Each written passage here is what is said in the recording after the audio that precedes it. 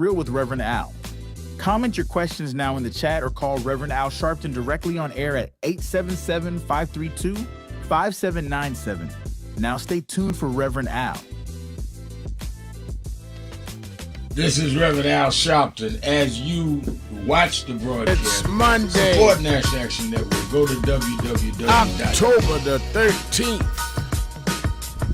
Do you know what time it is? It's Al Sharpton's time. And for the next 3 hours, it's time to put aside all pretenses, deception, denial, or fronting. The time has come to keep it real on Keeping It Real with Reverend Al Sharpton. A very good afternoon to you all across the country. And a good morning to our West Coast listeners.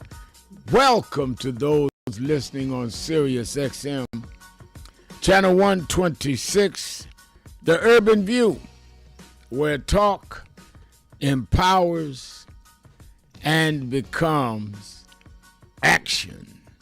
I'm coming to you live from our National Action Network corporate headquarters in New York, and it's Hot Button Monday.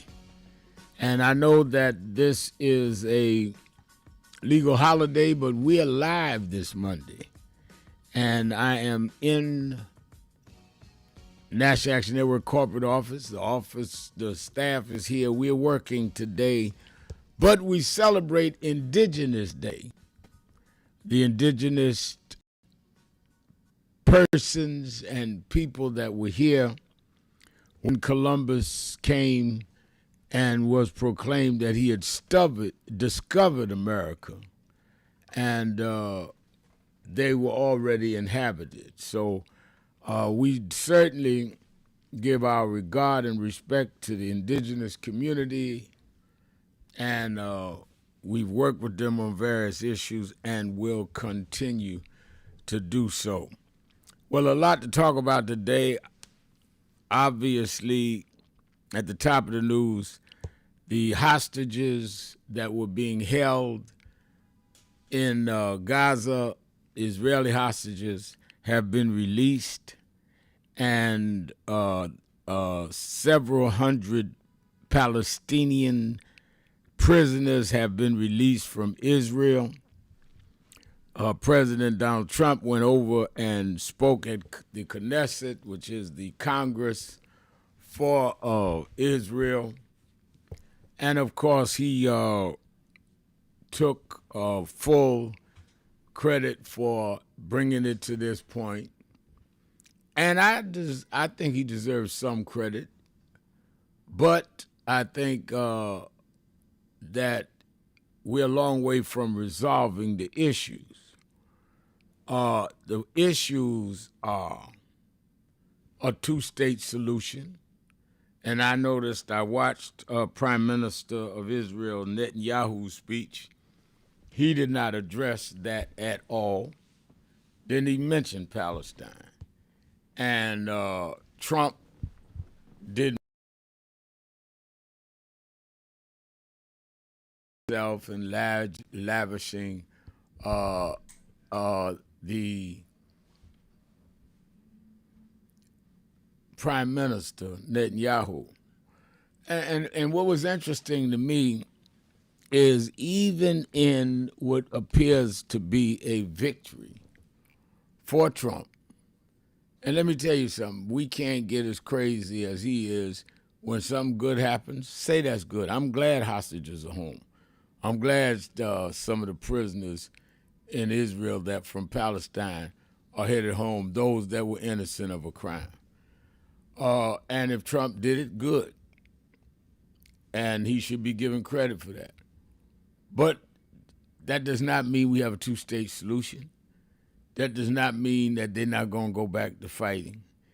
And I think that Trump was a little, in my opinion, stepped over the lines of diplomacy where he used his speech before the Knesset to call on the president of Israel to pardon Prime Minister Netanyahu of crimes.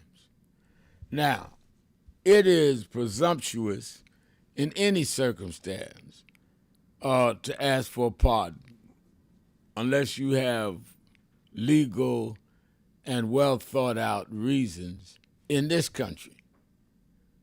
But to go to another country and say that this person ought to be pardoned of crimes against that country, and you're a visiting head of state, and you use the fact they're celebrating you to do that, I thought that was way over the line. But Trump did that this morning. The other thing that I want us to be very conscious of is that while he is doing what he's doing in the Middle East, he's left back here a government that is shut down, a Speaker of the House of Representatives that is from his party, saying he has no intention of calling the House of Representatives back in session this week, which means that this shutdown will continue. Federal workers will not be paid. Institutions will be closed, their services closed. And it is absolutely, unequivocally unacceptable when you look at the fact that they being the Democrats, they are saying we will not pass the spending bill unless you deal with the December 1st deadline on raising premiums on the Affordable Care Act, and those that are canceled, we delay that and deal with that in January. That's all that is. They refuse to do that. And if premiums go up, it will cost thousands of dollars to people to have their health care, or they will lose their health care because they can't pay the bill. I think a lot of people don't understand it's not politics, it's about health care. This is the whole reason that the Democrats are holding out. I had Senator Chuck Schumer on, the minority leader of the U.S. Senate.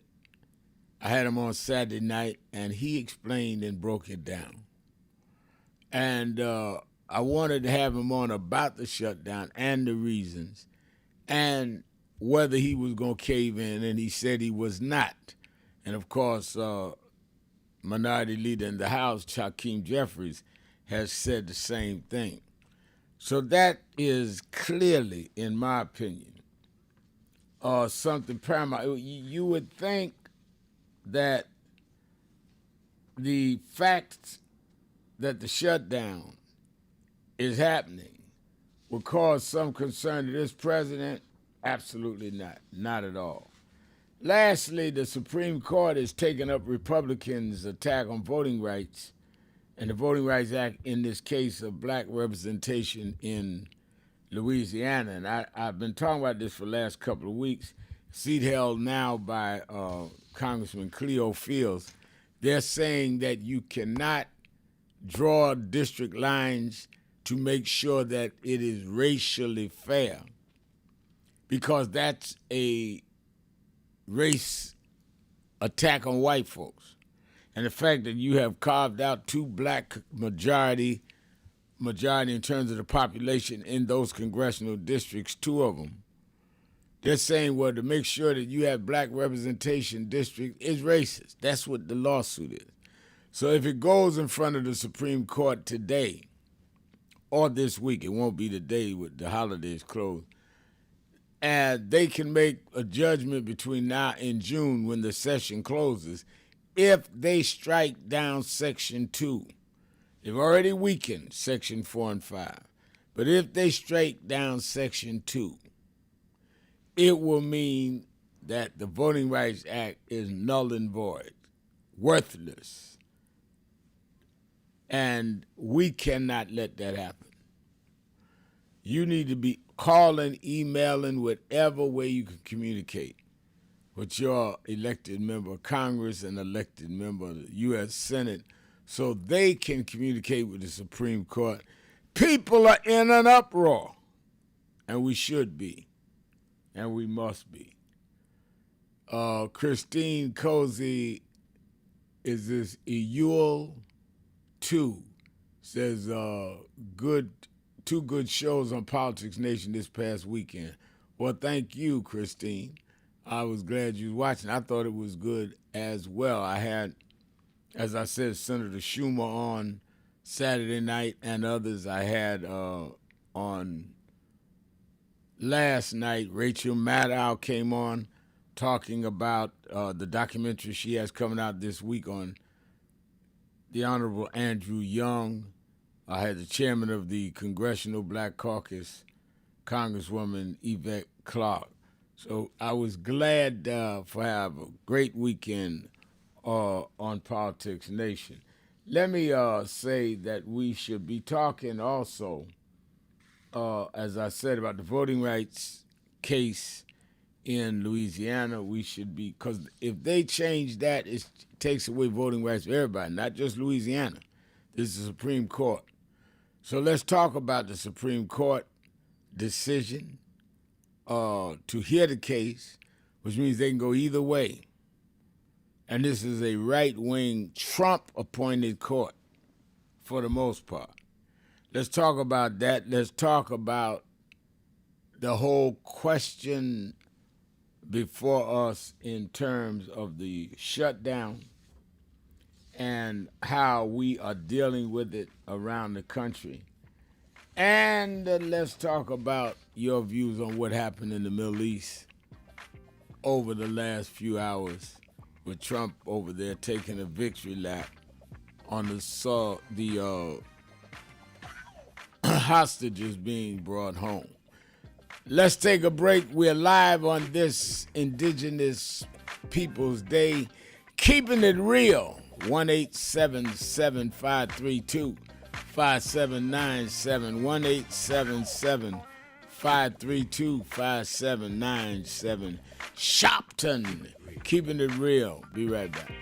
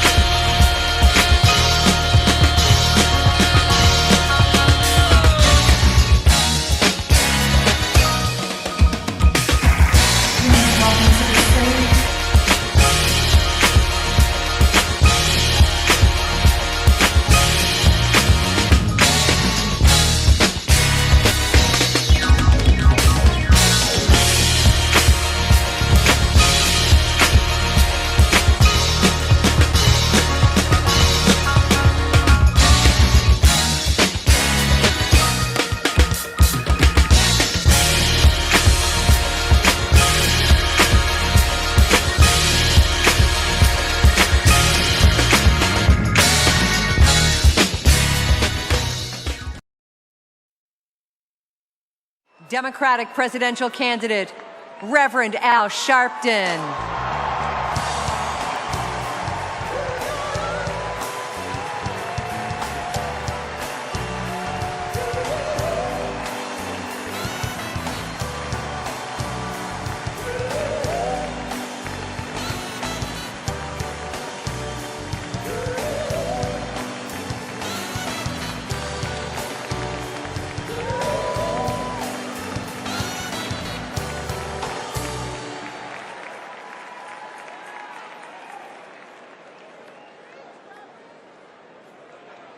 Thank you.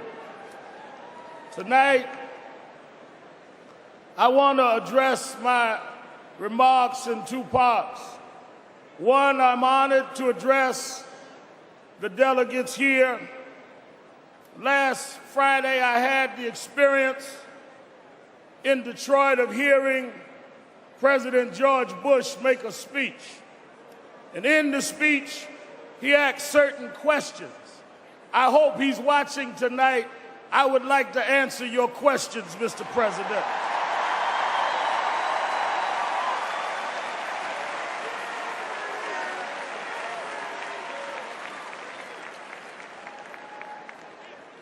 to our chairman, our delegates, and all that are assembled, we're honored and glad to be here tonight. I'm glad to be joined by supporters and friends from around the country.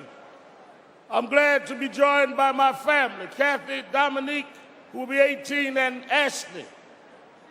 We are here 282 years after, right here in Boston, we fought to establish the freedoms of America. The first person to die in the Revolutionary War is buried not far from here, a black man from Barbados named Crispus Attucks.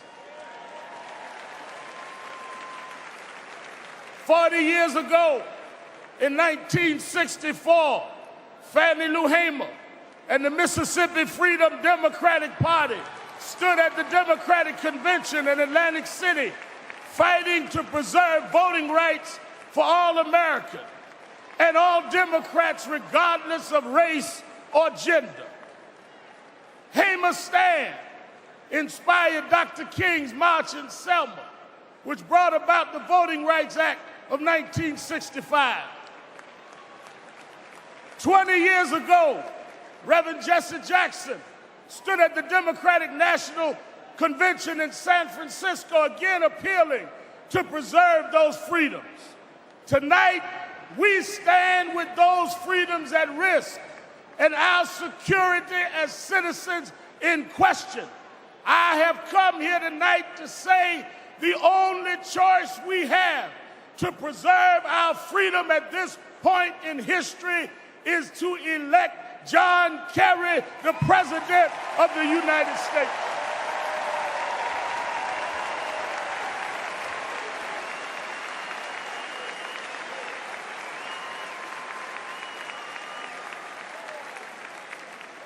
I stood with both John Kerry and John Edwards over 30 occasions in debates during the primary season. I narrated them, I watched them, I observed their deeds, I looked into their eyes. I am convinced that they are men who say what they mean and mean what they say.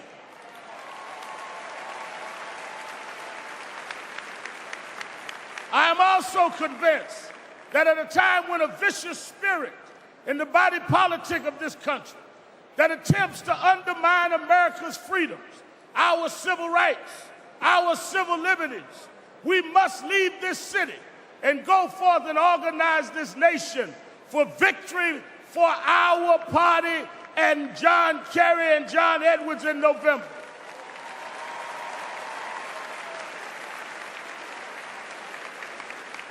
But let me quickly say, this is not just about winning an election.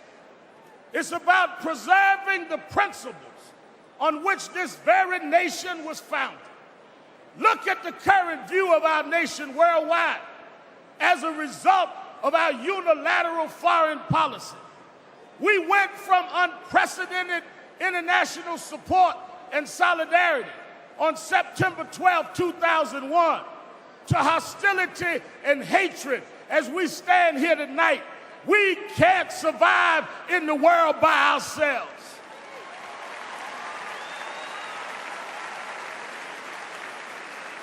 How did we squander this opportunity to unite the world for democracy and to commit to the global fight against hunger and disease?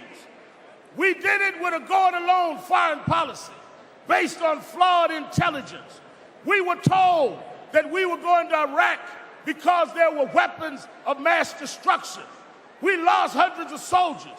We spent $200 billion at a time we had record state deficits.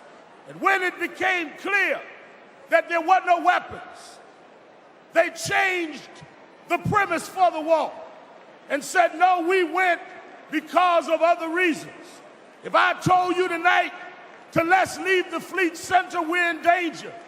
And when you get outside, you ask me, Reverend Al, what is the danger? And I say, it don't matter, we just needed some fresh air. I have misled you, and we were misled.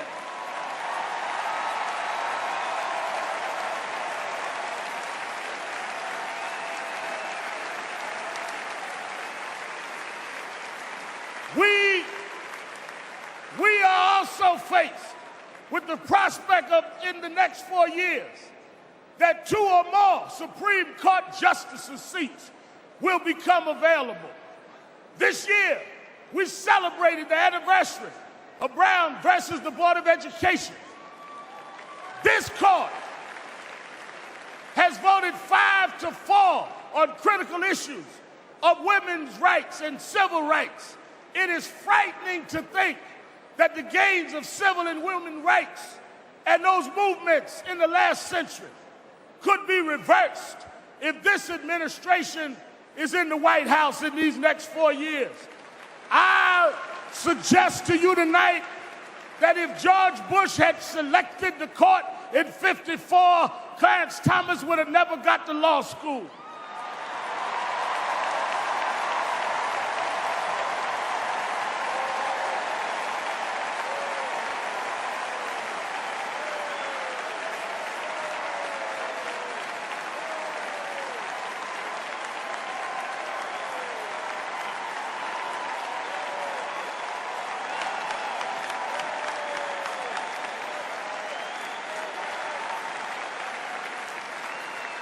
This is not about a party. This is about living up to the promise of America. The promise of America says we will guarantee quality education for all children and not spend no money on metal detectors and computers in our schools. You're live. The promise of America. Keeping it real. I'm your host, Reverend Al Sharpton, and you that have been frequent listeners know on Mondays, it is Hot Button Monday. We let you talk about whatever is on your mind, whatever's in your heart, and you can call in at 1-877-532-5797, 1-877-532-5797, or go to the message board at live stream at nationalactionnetwork.net. And I've been looking at a lot of your text messages, or your postings, I should say, on the message board. A normal Sloan saying, good, glorious Monday morning, same back at you. And Cassandra D says, thank you, Reverend Al, for showing this video of your speech. Was this during your presidential campaign? You should have been elected president. Yes, that during the commercials we play on live stream. You that are following us on live stream, various things, speeches, Triumph Awards and all, and they just played the 2004 speech I made at the Democratic Convention. I thought about that because when I spoke last year, it was 20 years later, and most of the people I ran against for president not only didn't speak at 24, wasn't even still in national politics. So I thank God I'm still here. We've been on this show 19 years, 14 years hosting MSNBC, Politics Nation. We'll get to that in a minute. But let me go to the live line. It caught my eye on yesterday. There was a front page story in the New York Times that many of you missed. I talked a little bit about it last night on Politics Nation. And that is that black unemployment. I want all of you MAGA listeners and you black men that voted for Trump. Black unemployment went from 6% last year when Biden was in to now 7.5% black unemployed. White unemployment 3.1%. And they quoted one of the policy experts and thought leaders, influencers nationally.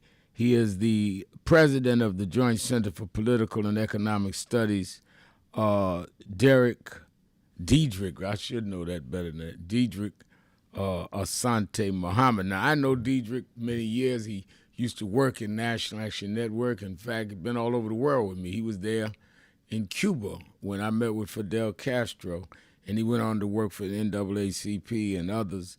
So he has a very strong background as a thinker and a influencer.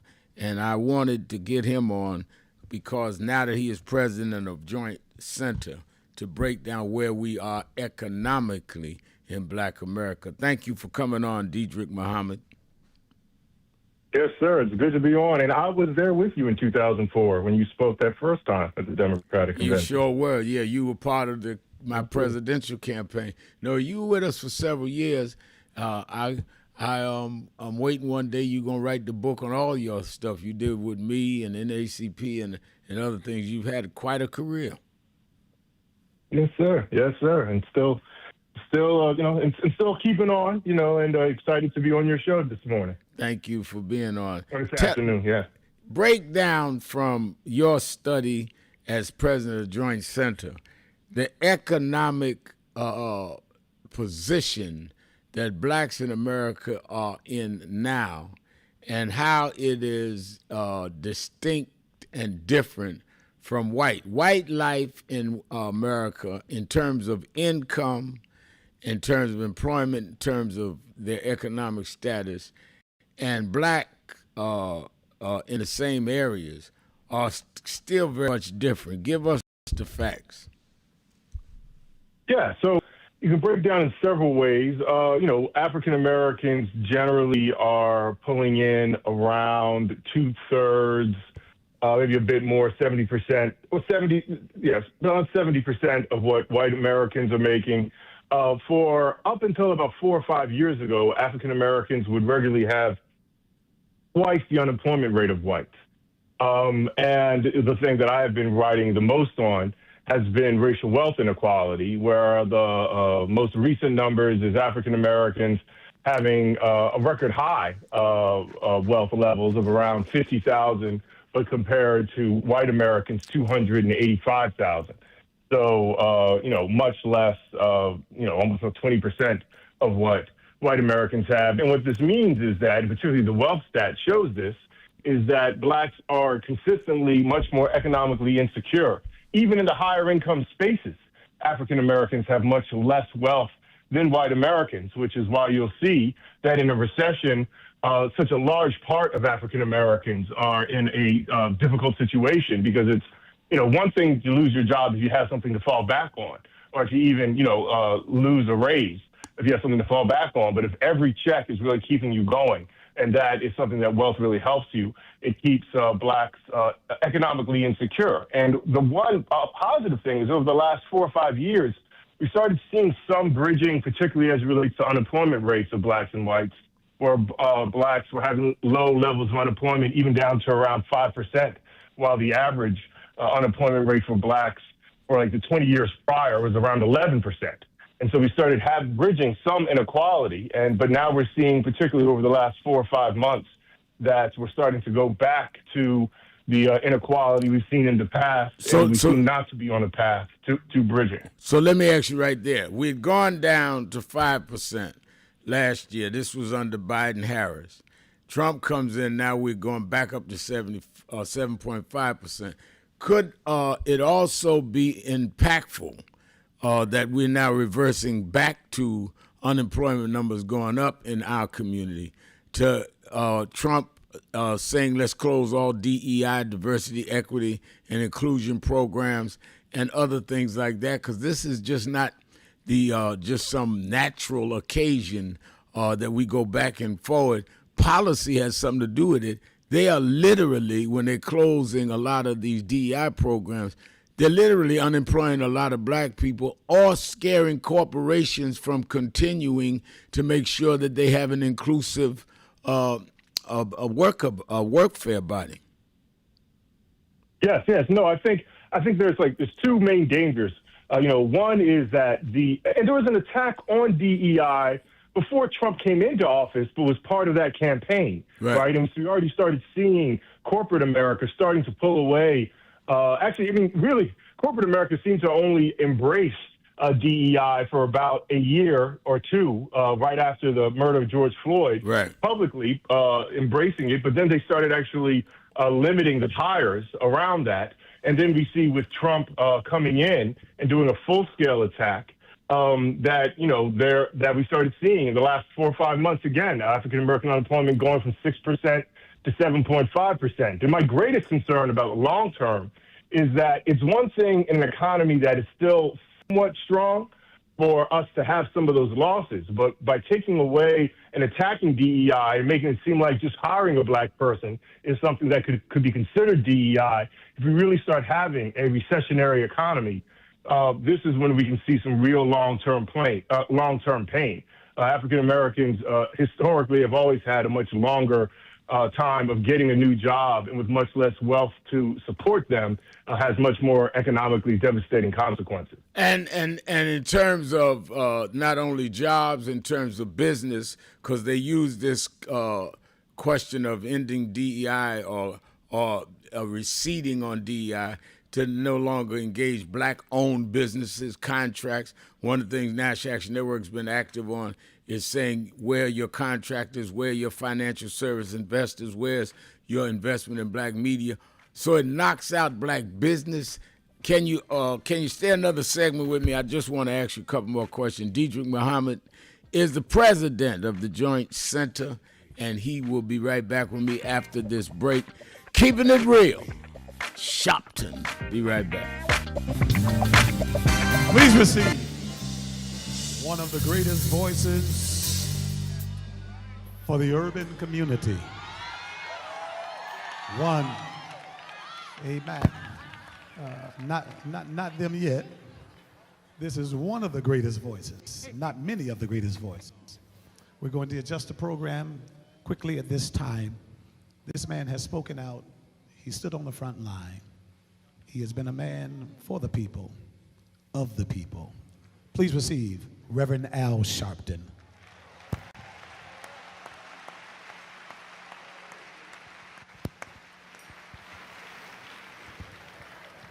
Thank you, Bishop. To the Franklin family and to all of us gathered, Aretha Franklin was not only an unparalleled artist, she was a civil rights activist and freedom fighter. It is easy to celebrate the gifts that God gives. It is more difficult when someone uses those gifts in ways that enhances humanity. Aretha Franklin was given special gifts, but she used it in a special way. And she would not want us to celebrate her without talking about she stood for something. She never shamed us. She never disgraced us. She never made us make excuses for her. She represented the best in our community, and she fought for our community until the end.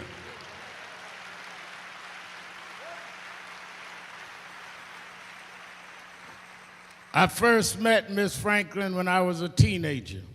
I'd become youth director of New York Operation Breadbasket, and she would come to the strategy meetings with Reverend Jackson.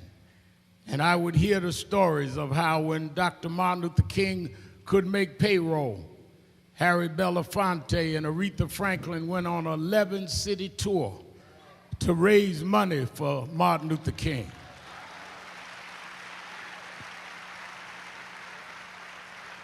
A lot of artists hang up Dr. King's photo, but Aretha went and raised money and gave it and worked free.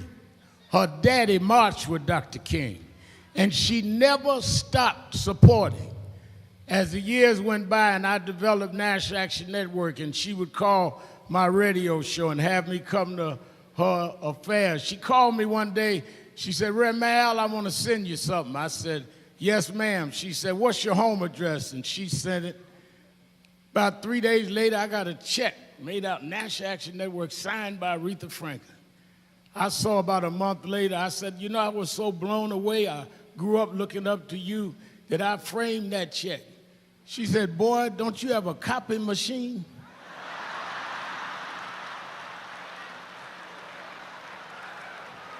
She said, "You don't know how I am with my bank accounts. You better cash that check and..."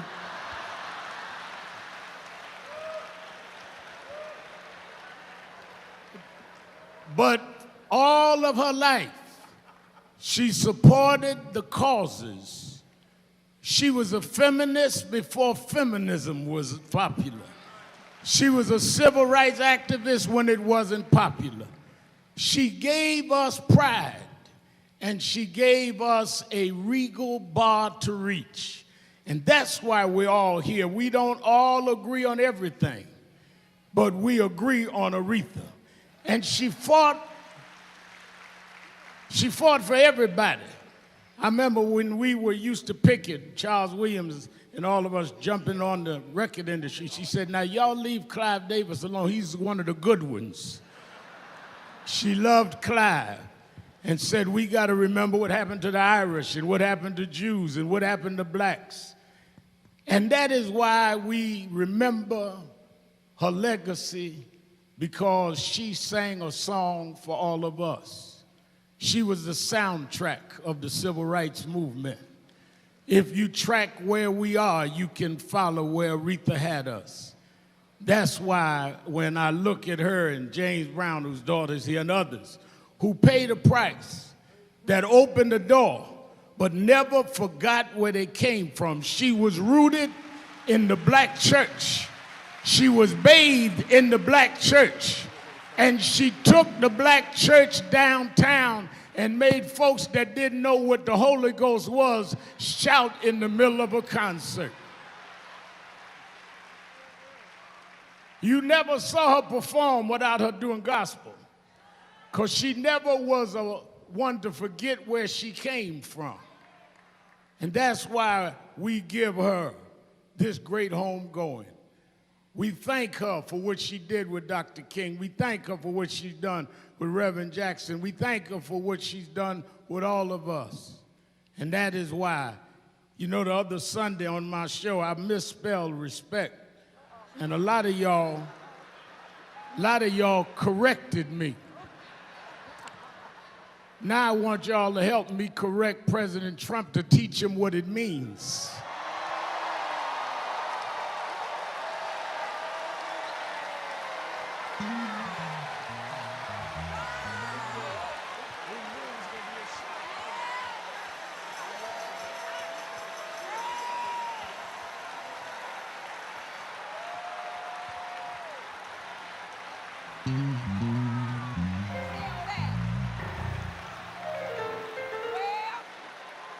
And I say that because when word had went out that Miss Franklin passed, Trump said she used to work for me. No, she used to perform for you. She worked for us. Yes! Yes! Aretha never took orders from nobody but God.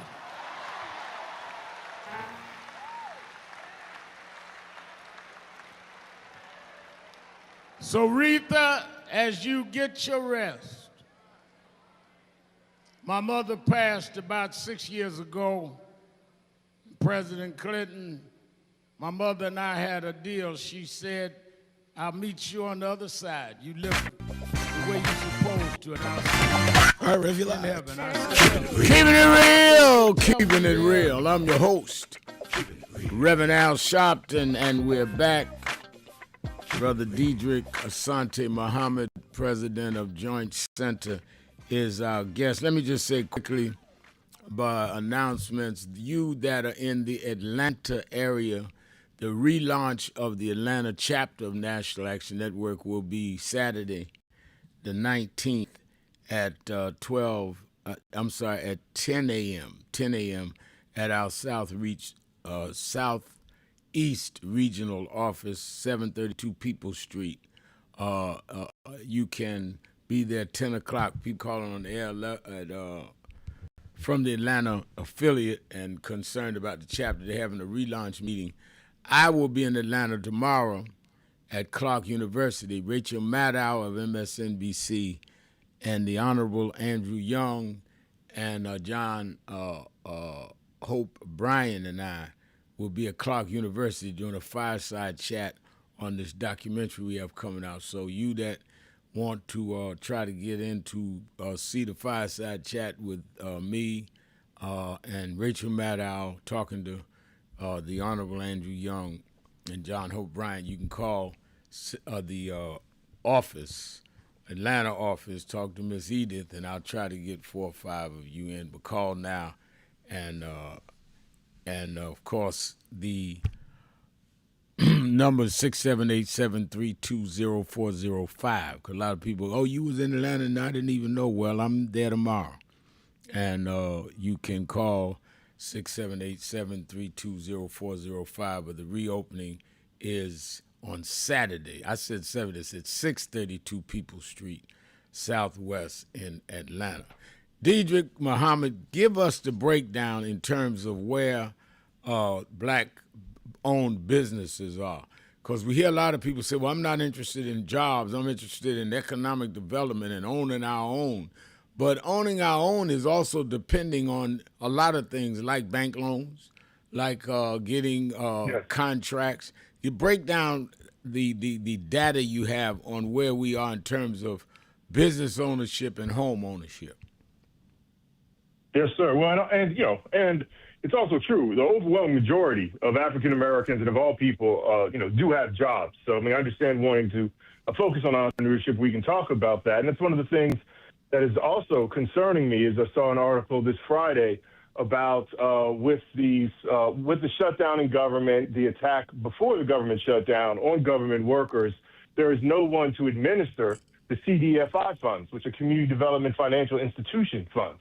And these are the type of funds that actually are used to provide capital, could be for moderate income housing, or could be for even helping to support small businesses.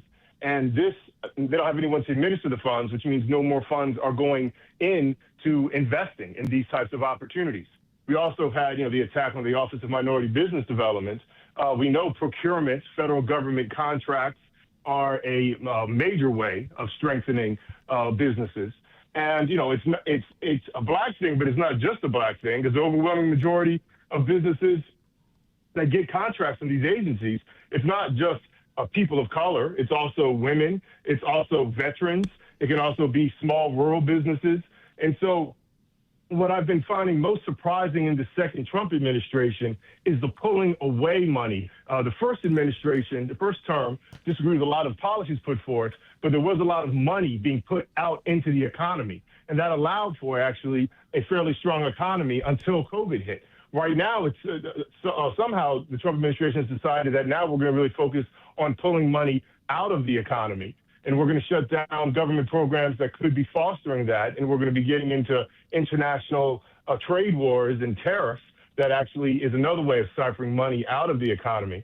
And so I think, I have great concerns about going, what a recession would look like once you pulled away all mechanisms of government that are usually there to help support an economy and support the American people through negative economic times. So it's just something we really have to be watching. So they are literally pulling money out of things that would stimulate the economy, stimulate jobs, stimulate the Wall Street and investors.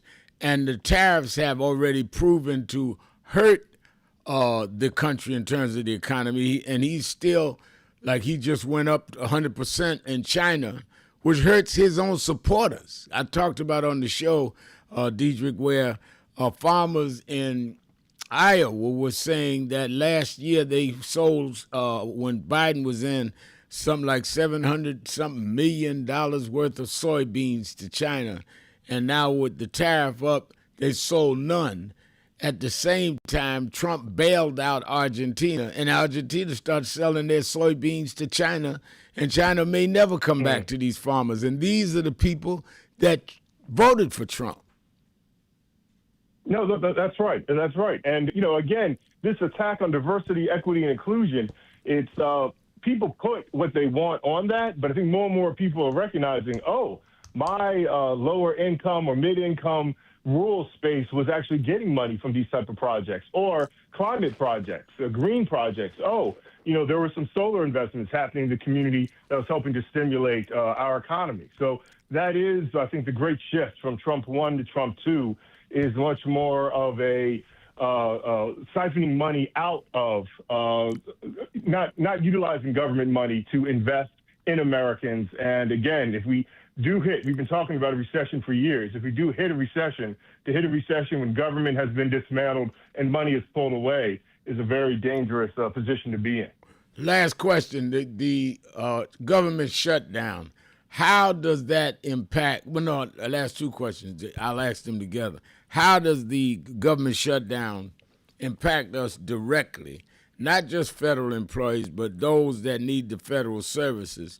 And secondly, how the argument around the shutdown is around health care and the fact that the Affordable Care Act, known as Obamacare, would expire and the premiums go up. So is that a real viable reason for the Democrats to fight? Because we already talking about we'd lose hospitals and all with this big, beautiful bill, they call it. So explain the breakdown of why the health care extension is important, which is what the shutdown is all about, and explain what the fallout of the shutdown does for the average American person. I'm really glad you broke those out as two separate questions, because most of us are so focused on what does the government shutdown, what are its effects right now, and then we're losing sight of also, what the battle is about, right? Those are two different things. So what we're seeing right now, and again, I think it was a good example of the government shutdown, that now we don't have employees to actually put out and distribute CDFI funds, Community Development Financial Institution funds. So it's not just that these people have lost their jobs or are not getting paid. It's the services. Because you have to remember, people in government, they actually are doing something. They actually are helping to administer, oftentimes, investments all across the country. And when you're cutting those back, or you're saying these people aren't going to get paid and threatening that they'll never get paid and they're less and less likely to come into work, we are tearing down kind of our investment structure of how to, help move the economy forward. So we're seeing, and then there's like this base, and then we've also seen just kind of as things that are more of a pain, basic things like flying, right? Like, there's a lot of federal investment into the, federal aviation system. And we're seeing that there's not enough air traffic controllers there. And so now you can't get a flight, or your flight's going to be delayed several hours. And so we're at a point of the kind of, unless you're an actual government worker, you're having kind of dealing with stumbles here and there. Things are a challenge, but I think the longer this government shutdown happens, the more consequential and the more direct impact we'll see. And if you happen to be in a community that has a lot of government workers, it's not just that government worker lost their job, it means that paycheck's not coming into your community. So again, we're siphoning out money. Getting to the healthcare question, this is a separate piece. I believe it's November 1st is when this these increase in healthcare costs, could go up if there is no negotiation around how to move forward with some of these subsidies that I believe came through during the Obama administration. And again, this is another example of money being pulled away, because if the subsidies is pulled away, that means healthcare costs are going up. The healthcare companies are still making that money. They're just going to take it out of your pocket. So again, that's less money to go into other things, more things to go into big healthcare companies. And again, another chip in the economy, and a chip in the economy that weakens the economy and actually even more so weakens your pocket. So all of these, and I do think it'll be a pretty bad situation if government continues to be shut down to this November 1st and we see this rise of costs. Because again, we're just, slowly tearing away really some of the benefits that had come out of the 2023 COVID, post-COVID mass investment, having kind of the strongest American economy we've seen in years. It's amazing how quickly this is trying to be torn apart. Seems to be intentionally over this last year. All right, Diedrich Asante Mohammed, thank you very much for coming on, and we certainly appreciate you taking time. We're going to have you on again and on the TV show. I think what Joint Center has done down through the years is extremely important, and they couldn't have chosen a better president than you. I've known you for decades now, even though you're still a young man. and we're honored to have you and give my regards to your family. Let's get ready to take a break. I come back. I'm opening up the phones. It's Hot Button Monday, 1-877-532-5797. Sharpton, keeping it real. Be right back. Tony Wafer, Los Angeles chapter, NASDAQ Network. He just came in here to New York a couple days ago, had to stop by the House of Justice, and I sure enough found some justice. So I know I can leave here feeling like I got peace.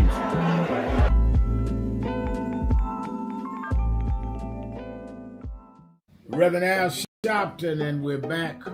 1-877-532-5797. 1-877-532-5797. Let's go back to the phone. Attorney Jennifer Jones Austin is. Every day, Monday through Friday, I do 3 hours a day on Keeping It Real with Reverend Al Sharpton. Some people report the news, others interpret it. But there are those who transform it into truth. Ari Melba has redefined journalism with intellect, creativity, and courage. He blends culture and current events, politics and poetry, truth and transparency. And in doing so, he reminds us that storytelling is a sacred work. Ari understands that our narratives shape our nation, and he has used his platform to highlight issues that matter to the people, not just to the powerful. Tonight we honor him for bridging art and activism, for using his voice to educate, inspire, and empower. Join me, please, in celebrating Ari Melba, recipient of the President's Award of Historic Transformative Leadership.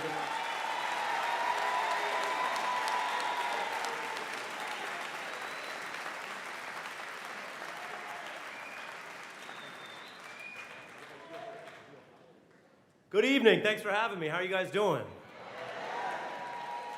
First of all, Babyface is 67 years old. We might need a fact check on that. What an honor to be up here with Rev and everyone else. When Rev started out, they said, he's just doing this to get on TV. Now he has a TV show. He kept along and they said, well, he's just setting himself up to run for office, be a politician. Now he has the politicians coming here to be accountable to you. We're celebrating his 71st birthday, God bless. I don't think he's planning to run for office in his late 70s or 80s, although people do that nowadays. I don't know if you've heard. So as far as I can tell, maybe he was doing it for the people. Maybe he was doing it for voting rights and human rights and being an advocate for people in communities where when bad things do happen, they don't have a local advocate or a federal advocate, or suddenly it doesn't feel like they have anyone who cares about what's happening to them. So it's funny, in the middle you can't always prove the case, but by this stage in his illustrious contributions to the United States, he's doing it for everyone. So shout out to Rev.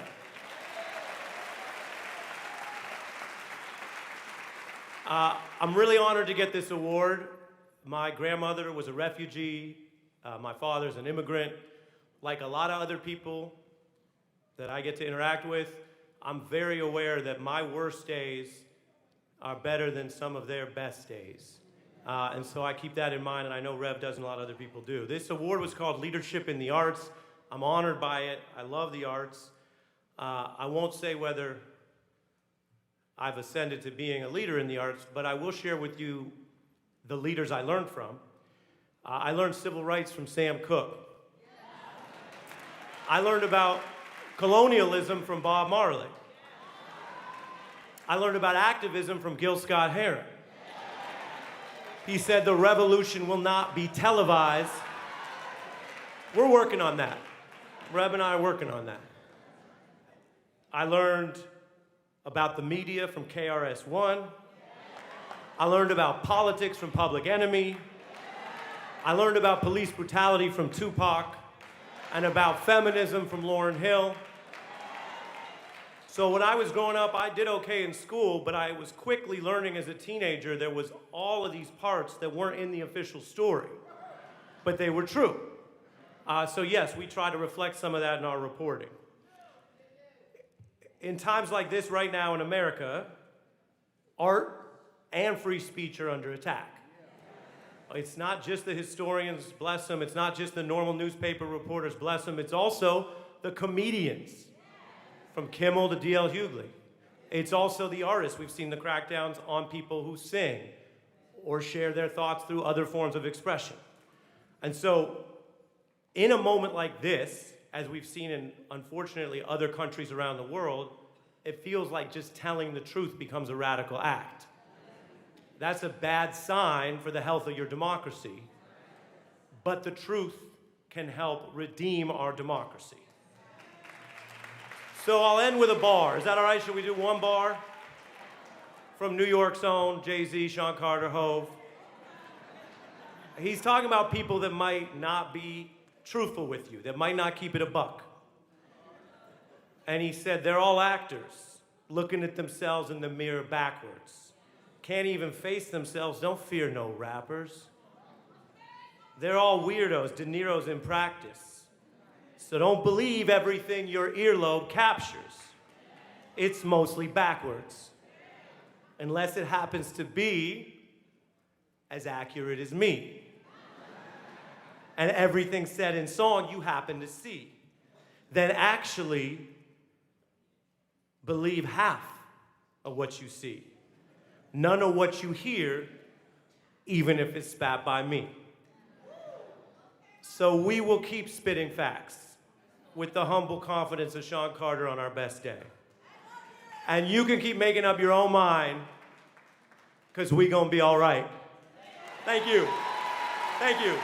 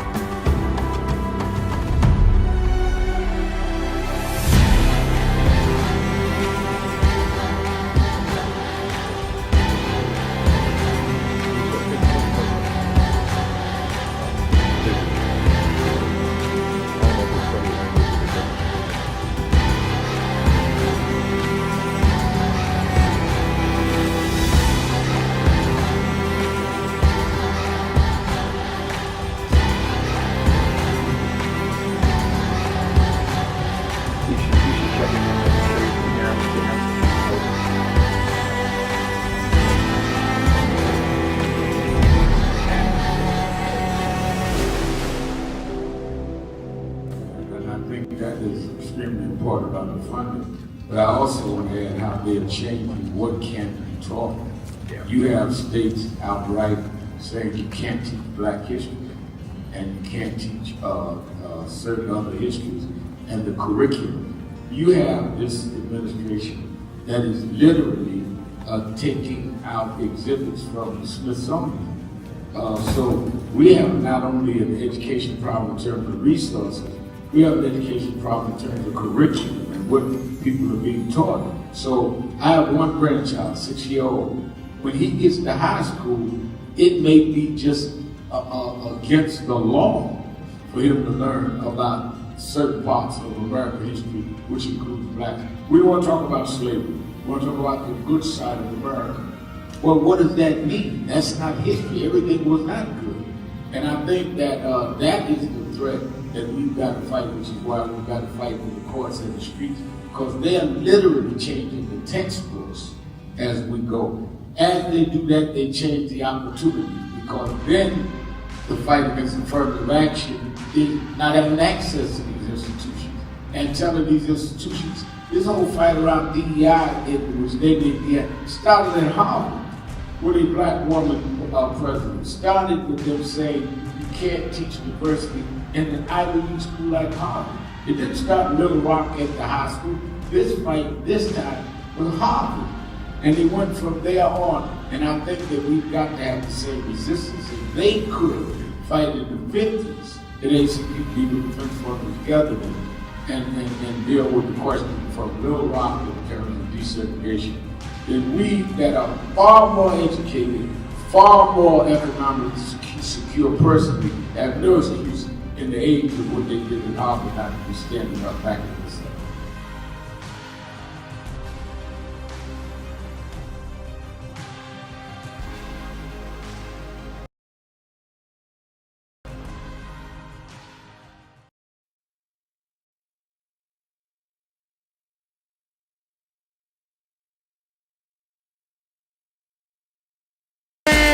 Keeping it real. I'm your host, Reverend Al Sharpton. It's Hot Button Monday. We're live this Indigenous People Day. And let me say by way of announcements, don't forget, every Saturday and Sunday, watch Politics Nation with Al Sharpton live at 5 p.m. Eastern Time on MSNBC. This weekend I had everyone from Senator Chuck Schumer, the minority leader of the Senate. I had the chair of the Congressional Black Caucus, Congresswoman Yvette Clarke. Had Rachel Maddow was on with me talking about the documentary. She's the executive producer on Andrew Young, on and on and on. So I don't waste your time. Watch it every Saturday and Sunday. Meet me and beat me if you're in the New York, New Jersey, Connecticut area to the National Action Network's Action Rally. I'm there every Saturday. I'll be there this Saturday. Had a great rally this Saturday past. And you should be in the house to be inspired and be part of the movement every Saturday morning, 9 a.m. to 11 a.m. at the House of Justice in Harlem, 145th and Lenox. And the relaunch of the Atlanta chapter will be this Saturday at the National Action Network Southeast Regional Office in Atlanta, 632 People Street Southwest, and that's at 10 a.m. to 11:30. Not going to hold you past 11:30. All of our members there, this is the relaunch, be there at the headquarters. And you that want to, tomorrow night, I'll be in Atlanta with Rachel Maddow and the Honorable Andrew Young and John Hope Bryant at Clark University doing a town hall on the documentary on Andrew Young.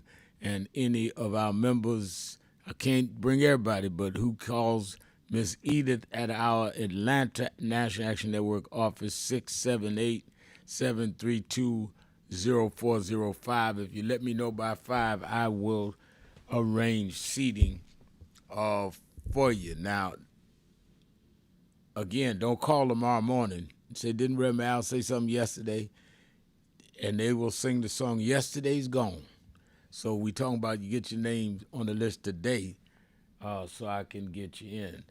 I'm joined, as I am every Monday, to kick off the week by the Democratic strategist and founder and CEO of Blueprint Strategy, LLC, the one and only Antoine Seawright. Antoine, a lot to talk about. And I've been saying the first hour we had on Diedrich Muhammad, who is president of Joint Center there in Washington. He's used to be on staff at NAN. And we went through the whole breakdown of what it means to our community around this continued shutdown and what these tariffs mean. And the fact that New York Times yesterday, front page, black unemployment has gone up from 6% last year to 7.5%, and that it was at its lowest 5% under Biden and Harris. So there is tangible data that shows the economic retreat we've had. At a time also, and this is something I stressed on the television show and that Diedrich stressed just a few minutes ago, that people are missing that the whole shutdown is about not letting them extend the Affordable Care Act, which would mean premiums would rise high. A lot of people would lose their health insurance. Talk about both those issues. Well, it's good to be with you as always, Reb. But Dr. King said it best. Out of all of the injustice that exists, the injustice in healthcare perhaps is the most humane, and that's what this government shutdown is about. 18.2 million people in red states, 5.8 in blue states. 76% of those who receive those subsidies, Reb, are in places that Donald Trump warned. 25 million people enjoy the ACA subsidies alone. And I would just say to you that if you are a family making $88,000 a year, you're paying roughly $8,000 a year in health care thanks to those subsidies, but that will blossom or explode to about $24,000 to $36,000 a year. So that's what this government shutdown fight is about. It's not about illegal aliens receiving illegal immigrants or undocumented immigrants receiving health care. You have to have a Social Security number in order to get ACA benefits. It's not about people coming to hospitals receiving care, illegal immigrants. That's a Ronald Reagan provision that has not been retracted by any Republican administration or Congress. And it's certainly not about COVID relief funds.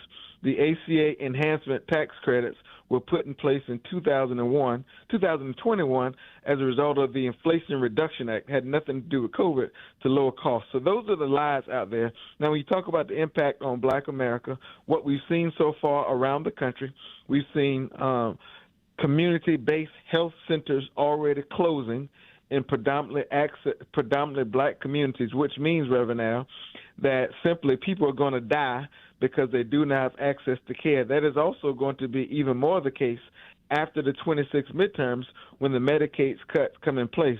If insurance costs rises to 200 to 500% as predicted by all the experts and the insurance companies, that means people are going to be priced out of insurance.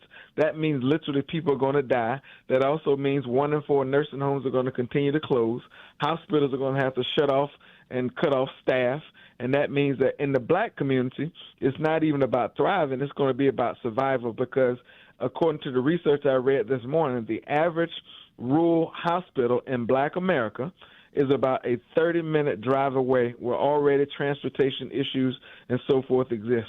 And so when you talk about the impact on Black America, it's consequential. And that does not even touch the economic hardship we've seen from tariffs and the explosion in everyday costs because America is too expensive thanks to Donald Trump's lack of action, but his executive action by way of Project 2025 implementation. The economic impact of the whole question of extending the Affordable Care Act, give us the example of what it would mean for the average person that is listening right now.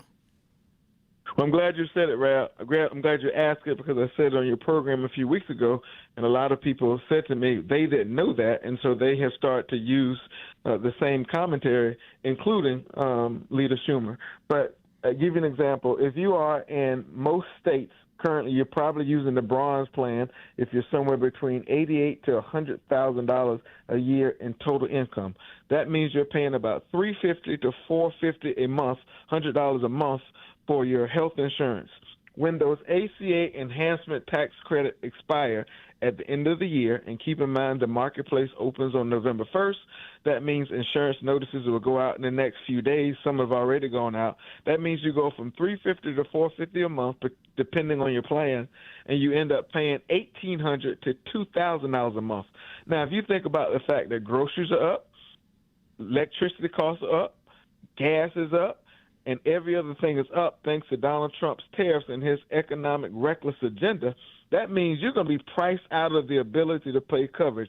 If you need it in more broader shoulder terms, Reb, a family paying $8,000 a year because they make somewhere between $88,000 to $100,000 a year in total income, that means their price point is going to go up to about $24,000 to $36,000 a year for just health insurance alone. That does not include co-pays, deductibles, and premiums. Let's go to phones. A lot of callers, and I haven't opened up today, even though it is Hot Button Monday. Let me start with our dear friend in Chicago, the beloved Miss Eunice. Miss Eunice, you're keeping it real with Sharpton and C. Wright. Good afternoon, Rev, and to C. Wright also. I'd like to start out by saying I attended the Black Constitution Convention in March of 1972 in Gary, Indiana. I was there. Mayor Gordon Hatcher was the mayor then. Right. And I wish we could do that again. And the blacks really came together. No, I remember that convention. Mayor Hatcher hosted it. Congressman Charles Diggs co-chaired it with Imamo Amir Baraka, who famous writer, activist, and his son now is the mayor of Newark. Percy Sutton, the Manhattan Borough president, paid my way, said, you need to be there. I was leading National Youth Movement then. I was 18 years old, first year I could vote, and I was youth director of Cheryl Chisholm's campaign. I was the youngest guy on the platform committee. I remember that. You're right. We need to do that again. Sure, and I was only 39 at the time. That's 53 years ago. Yeah. And, if I could talk to the Palestinians, I would tell them, don't put too much trust in Trump. He will betray you the first chance he gets, and he's looking for brownie points. And he's in with Netanyahu, and he just said a bit ago that Erdogan was one of his best friends. Yeah. And Speaker Johnson is one of the worst. He won't seat a duly elected person, and so it's just ridiculous what's going on. And every time they come up for a vote, he sends the representatives home. And I would like to say right on to Representative Hakeem Jeffries and the Democrat, do the right thing for the people and don't give in, and solve this. This is a matter for all of us, and speak out. The nation is waiting to hear from you. And thank you, Rev, for taking my call. Thank you for your call. Let's take a break. I want to get your read on the situation that was announced in Israel this morning, and now they're in Egypt. Want your perspective on that from you, Antoine, and then of you and the public. I give credit for Trump when it's due. He did break a stalemate, but this is not the end of the story. They're not at phase 2. There's no two-state solution, and anything can happen. Let's take a break and talk about it. Keeping it real. Sharpton. Be right back.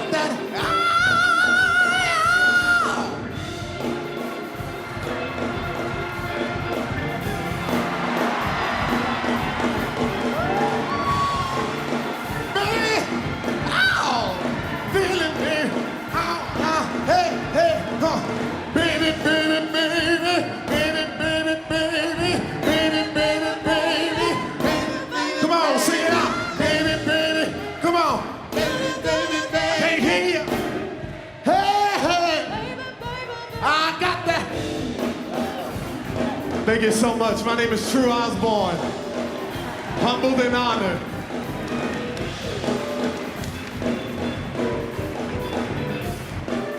All right.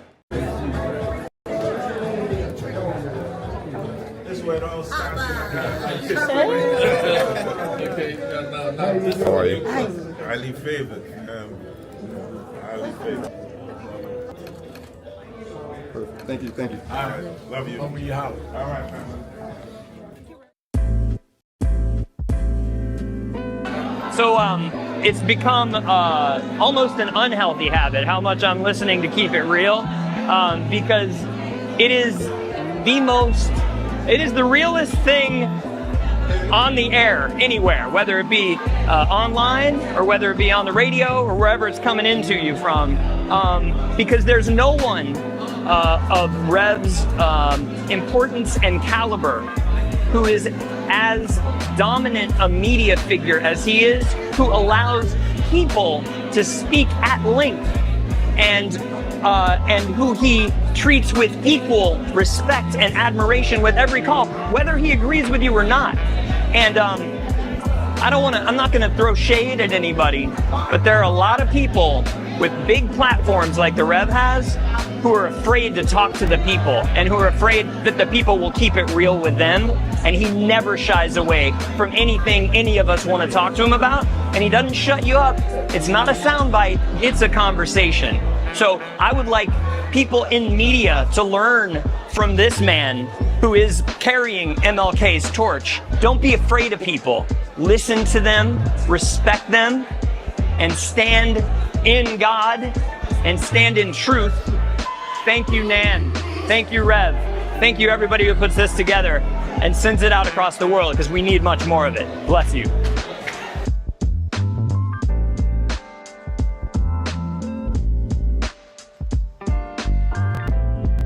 Reverend Al Sharpton, and we're back. 1-877-532-5797. 1-877-532-5797. Let's go back to the phone. Attorney Jennifer Jones-Austin is... every day, Monday through Friday, I do 3 hours a day on Keeping It Real with Reverend Al Sharpton.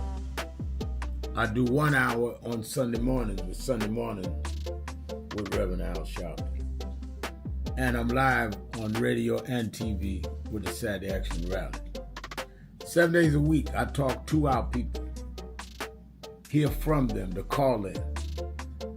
I'm sick and tired of people talking for people that they don't talk to. So go on www.nationalactionnetwork.net. Listen to my show, call in, express your opinion. You don't have to agree with me. But let's start talking to each other rather than about each other and lecturing at each other. Let's keep it real with Sharpton. Many people cannot focus because they have not really come to terms with their calling and life purpose. In order to focus, you must also be clear on what you're focusing on. So if you're not clear on your purpose, if you're not clear on your life's calling, then focus on seeking that. Because if you just read the ways and roads you traveled that you didn't even choose, that were sort of just laid out for you by God, in that it's telling you, speaking to you about what your purpose is and what you were born to do and be. I learned the things that I didn't plan had to be planned by God, and God's plan was directed toward God's purpose in my life. And I focus on that. Not focus on what others do, not focus on how well they're doing or bad they're doing, but focus on whether I'm in line and aligned with what I'm supposed to be about. And in order to move straight ahead, you have to be focused on the path you're running on. We have a young man in the studio who I think is an astounding young brother because of his youth. He's only 19 years old, and he's accomplished a lot, and he's here to make a presentation to James Brown, and we'd like to welcome him warmly. His name is Al Sharpton. How about if Al Sharpton? Al is the National Director of the National Youth Movement Incorporated. Right, Al? That's right. And what do we have here? Well, we come to break tradition. We know that in the recording industry that they give a gold record to those that achieve a million seller. But we view your million seller payback as a black record because it is relevant and says many of the things that young blacks have tried to say and could not musically express in our own little way. And we feel the payback is sort of like the theme song of Young Black America in 1974. Yeah.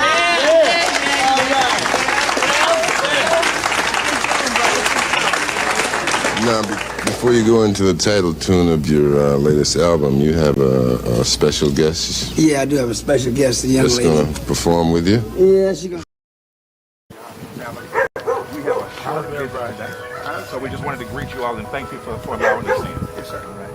We were cool. Yeah, we was here. They were on the plantation. Right, our family was on the plantation. Wow. And that's, of course, that's the slave house. That's one of the slave houses. Sir, it's been 13 years. That's right. Good to How see you been? Doing fine. Good.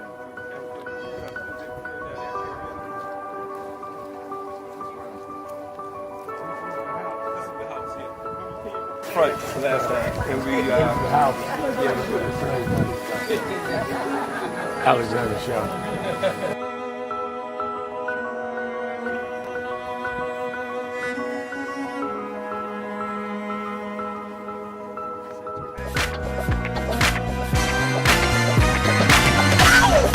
You're live, Rev.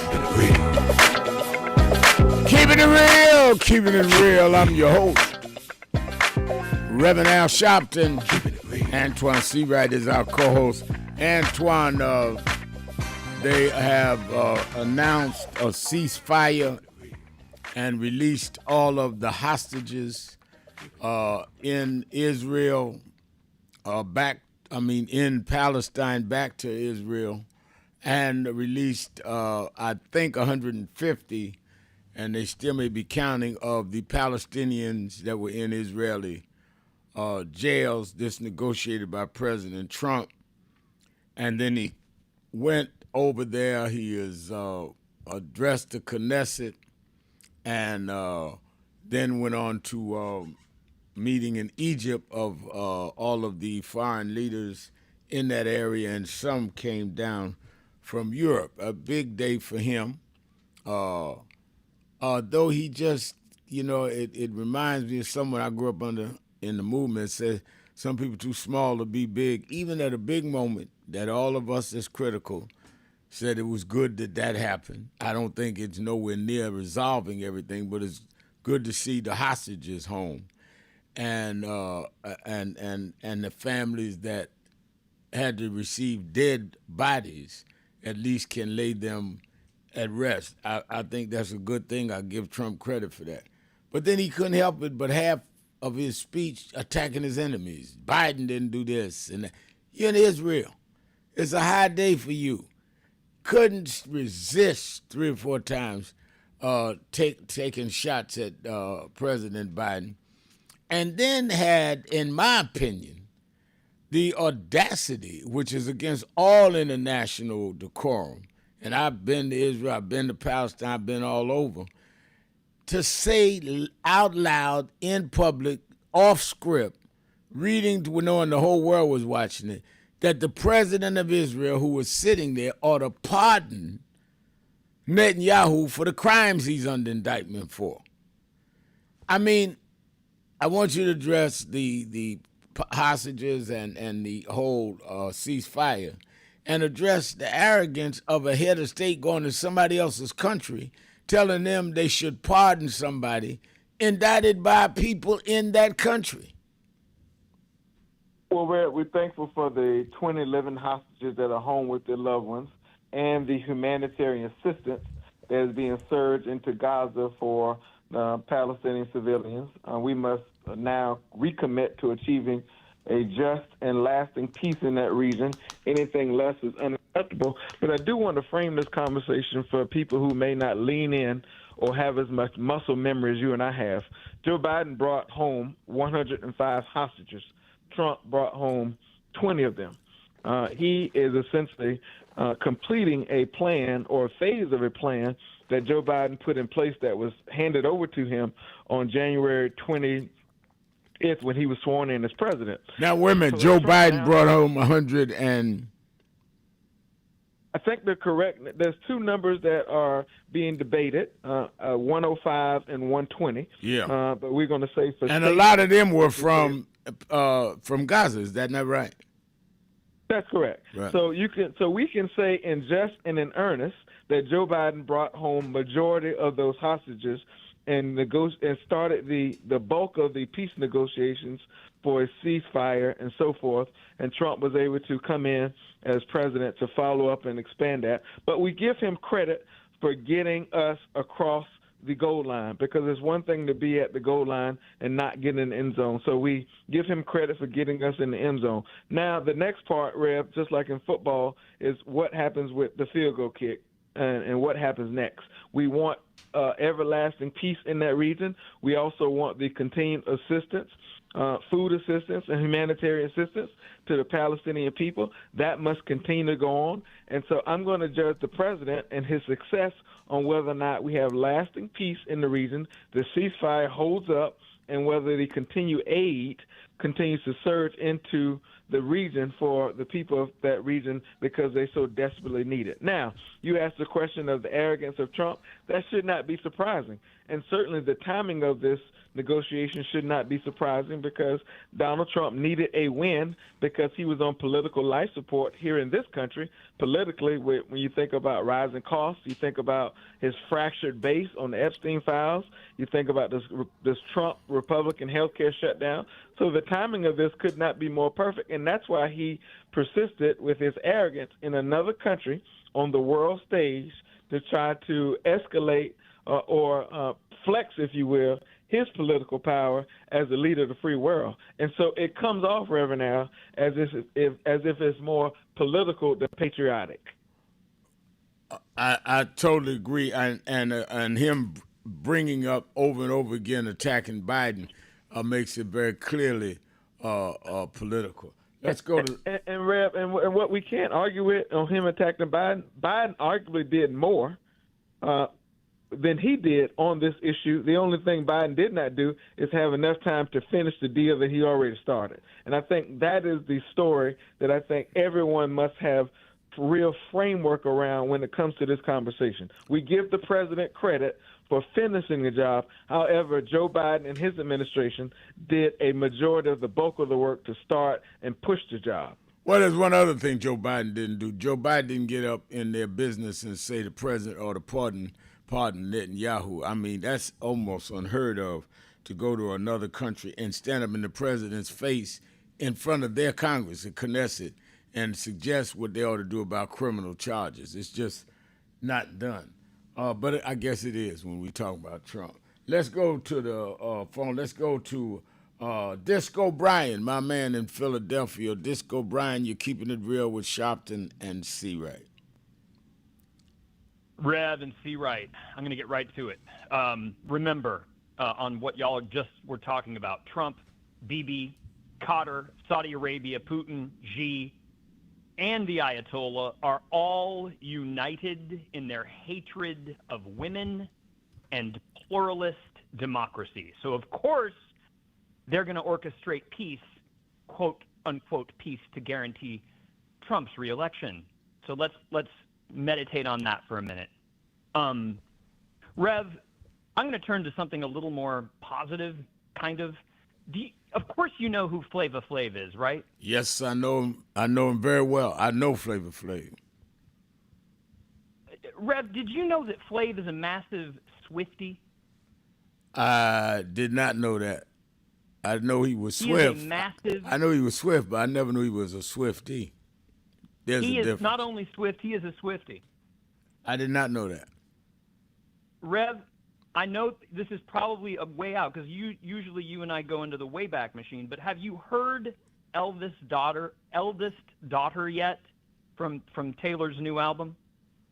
I have, and I was stunned. It's funny you said it because somebody played it to me over the weekend, and I was stunned. Can I read just the opening lines, Rev? Yeah. Everybody's so punk on the internet. Everybody's unbothered until they're not. Every joke's just trolling and memes. Sad as it seems, apathy is hot. Everybody's cutthroat in the comments. Every single hot take is cold as ice. When you found me, I said I was busy. That was a lie. I've been afflicted by a terminal uniqueness. I've been dying just from trying to seem cool. And Rev, the chorus reminds me of you and your sermons and your commitment to love. And here it is. But I'm not a bad bitch. And this isn't savage. But I'm never going to let you down. I'm never going to leave you out. So many traitors, smooth operators, but I'm never going to break that vow. And I'm never going to leave you now. And Rev, you're probably going to go to a break. I wanted to share just a few things. Hold on a minute. I'll hold you over. Since you didn't ask, you almost went there, but I made the commitment before you did. Let's take a break. Be right back. C-Right is with me. Sharpton, keeping it real. Be right back. Things past hope. Because, I grew up, like I said, single mama on welfare. And my mother told me there's a part in life that hope's going to run out. But she told me you got a double barrel in your engine. I said, what is that? She said, you can switch from hope to faith. Faith is a little deeper than hope. Bishop Hilliard is here. Faith is when hope runs out. Faith is the substance of things. Hope for the evidence of things not seen. Faith is when we were emancipated after 246 years of slavery and walked off the plantations with no education, no money, no future. And we built black churches and black colleges and black fraternities. We had faith. Faith made us stand up to the most powerful nation in the world and turn it around. Faith means we went from the back of the bus to the front of the White House. We come this far by faith, leaning on the Lord, trusting in His holy word. He never failed us yet.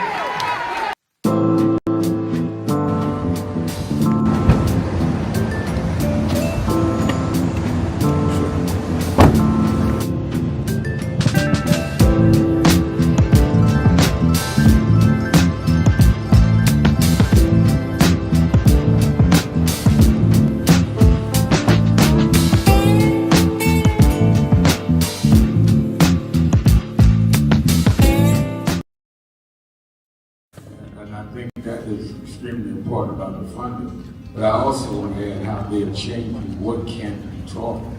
You have states outright saying you can't teach black history and you can't teach certain other histories and the curriculum. You have this administration that is literally taking out exhibits from the Smithsonian. So we have not only an education problem in terms of resources, we have an education problem in terms of curriculum and what people are being taught. So I have one grandchild, 6-year-old. When he gets to high school, it may be just against the law for him to learn about certain parts of American history, which includes blacks. We want to talk about slavery. We want to talk about the good side of America. Well, what does that mean? That's not history. Everything was not good. And I think that that is the threat that we've got to fight, which is why we've got to fight with the courts and the streets, because they're literally changing the textbooks as we go. As they do that, they change the opportunity, because then the fight against affirmative action is not having access to these institutions and telling these institutions, this whole fight around DEI, which they did, started in Harvard with a black woman president. Started with them saying you can't teach diversity in an Ivy League school like Harvard. It didn't start in Little Rock at the high school. This fight, this time, was Harvard. And they went from there on. And I think that we've got to have the same resistance. If they could fight in the 50s, the ACP Defense Fund was together and deal with the question from Little Rock in terms of desegregation, then we that are far more educated, far more economically secure personally, have no excuse in the age of what they did in Harvard not to be standing up back in this.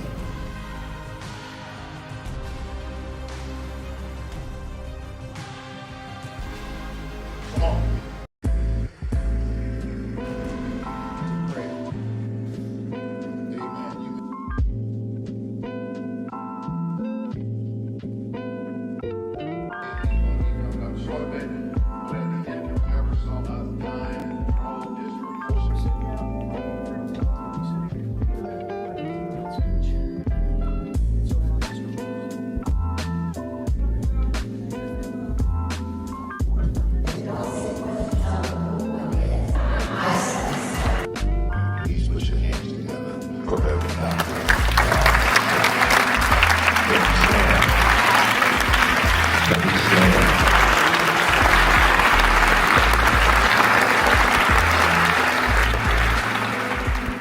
We've reduced a lot of our ministry to entertainment. Or who can hoop the loudest, who can run around the pulpit more, or who got the dresses fancier, and don't deal with the ministry. Jesus healed more people than he preached to. Because there is in the healing your message. They followed Jesus because he healed a woman with the issue of blood. They followed Jesus because Jesus saw a blind man named Bartimaeus. A lot of us would have dismissed him because he was a broke, poor, homeless, a blind man. How you know he was broke, Reverend? Because they say he was begging. But he understood what he was doing because he heard that Jesus was passing by. And when Jesus got close enough, he said, Jesus, son of David, come see about me. They kept telling Jesus, let's go, we got a schedule, we got people to see. He said it again, Jesus, son of David, come see about me. And when he did it the third time, Jesus stopped and went and healed the blind man. Now, what I get out of that scripture, Bishop Daughtry, is that the blind man told Jesus, if you are who you say you are, you're going to stop and see me. Yes, sir. And if you stop and see me, you will confirm who you are. Yeah. But when we are pastoring and leading in communities with bad health, we cannot be the followers and representatives of Jesus and walk by people that are sick and we not be part of making them well.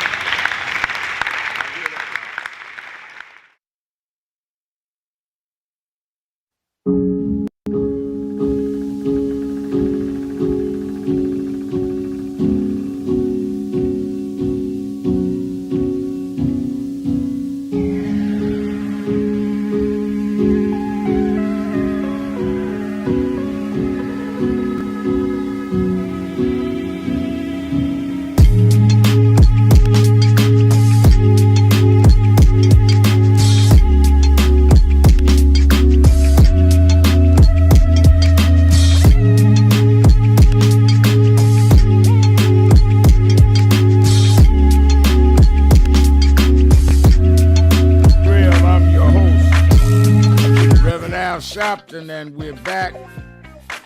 Antoine Seawright is our co-host. Let's go back to Disco Brian. You were speaking. Yes, Rev. Are you there? Hello. Yes, we're here. Go ahead. Thank you, sir. Thank you. Yes. So, Rev,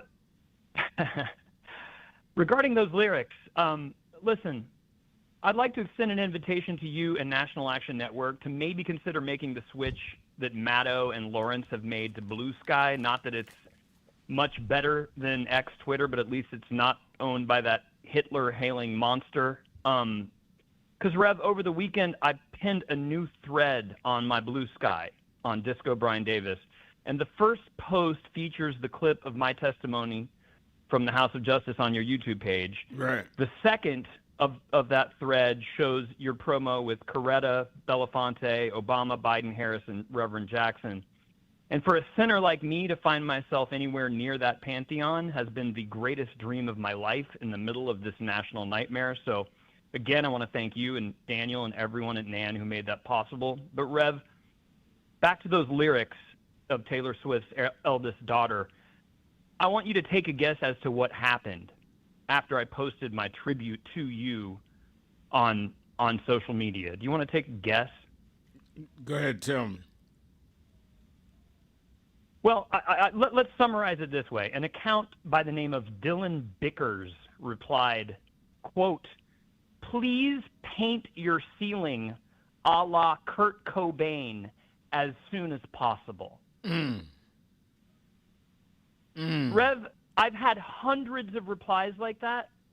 My post celebrating you and Nan has gotten 0 likes, while the hate comments rack up hundreds. I'm a 51-year-old man who has committed my life to eliminating white supremacy. I cannot imagine what a lonely kid goes through when the algorithms reward such cruelty for praising truth.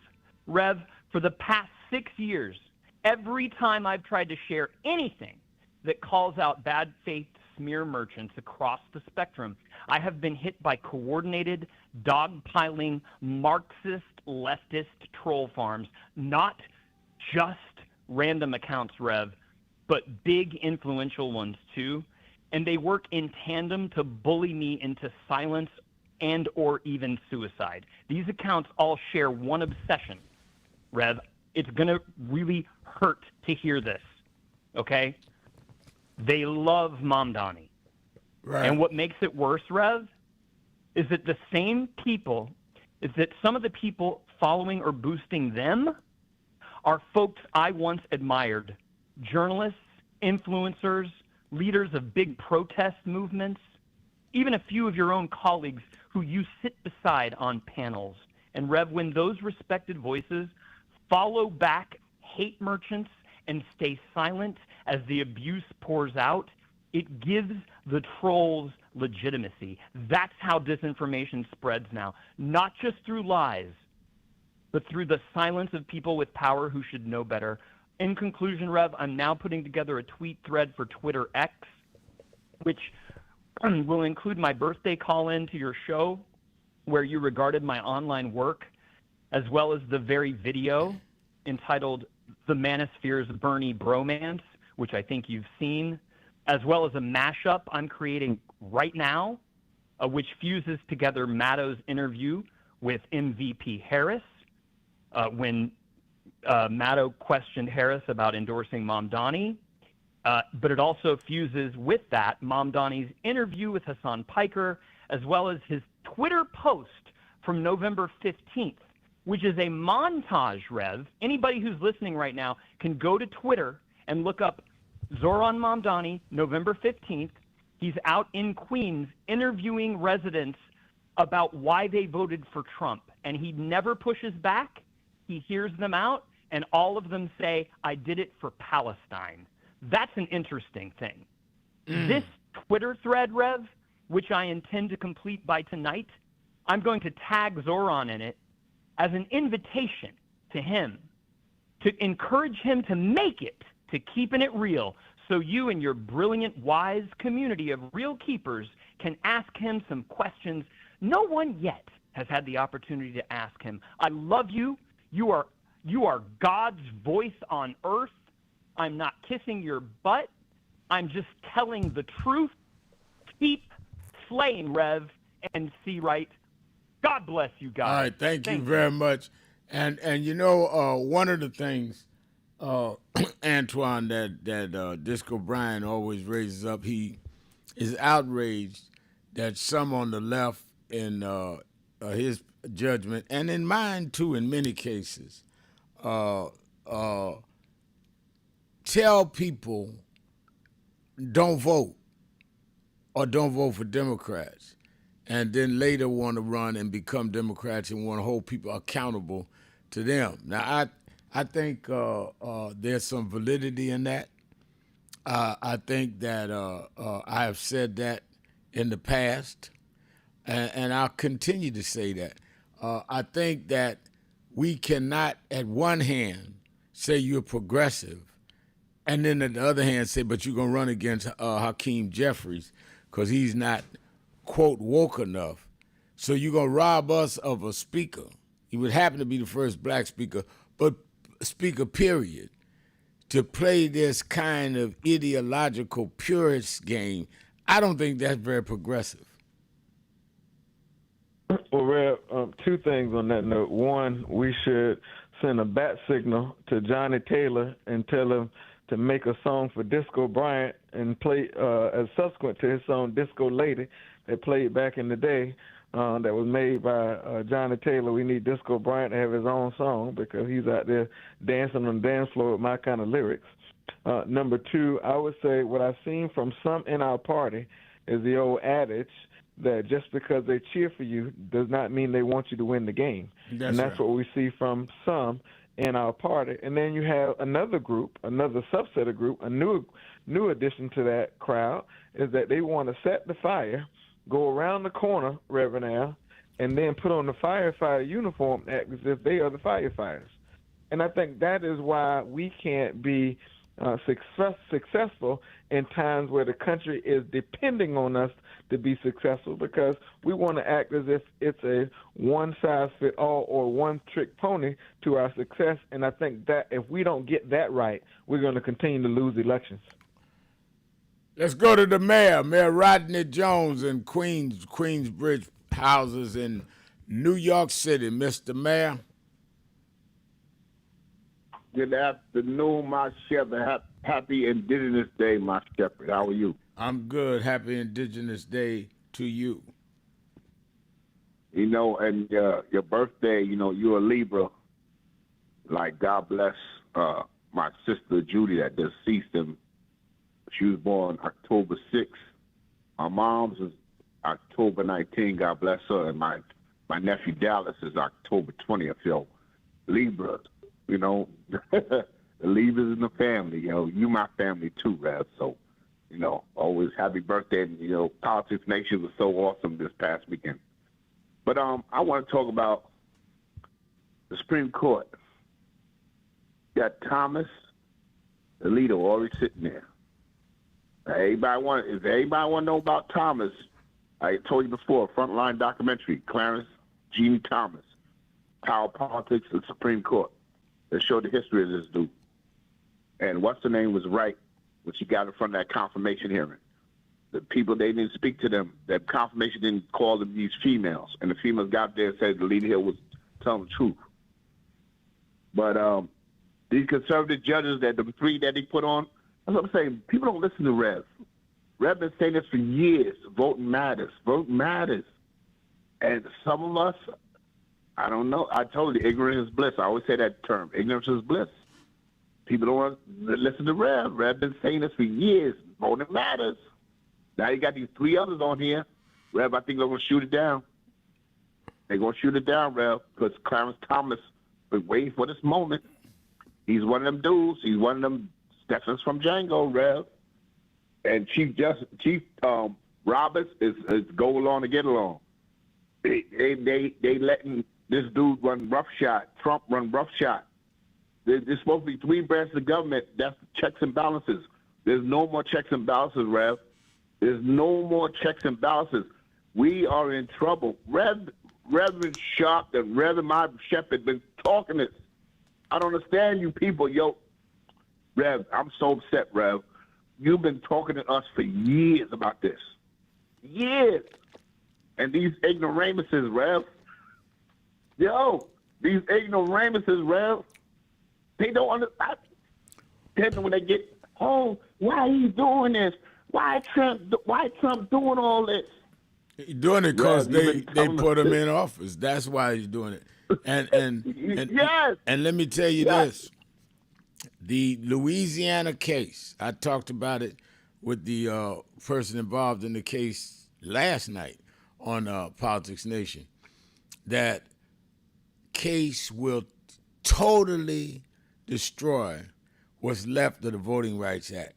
This will say that we cannot even look for racial equity at all, racial representation at all. And if it's done by the Supreme Court, it will be a national case. They will undo, it is clear, I said it from day one, that Donald Trump is agenda, which are those that are really doing it for him, is to uproot and bring us back by uprooting the Civil Rights Act of 64, Voting Rights Act of 65, 68, Open Housing Act.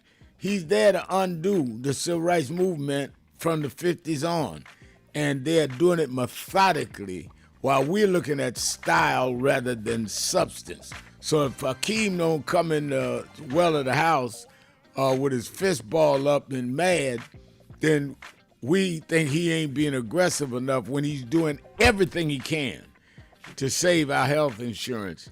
And we gave the same problem to Obama. And we got, after 2 years of Obama, I ran into Obama the other night. After 2 terms of Obama, we get Trump.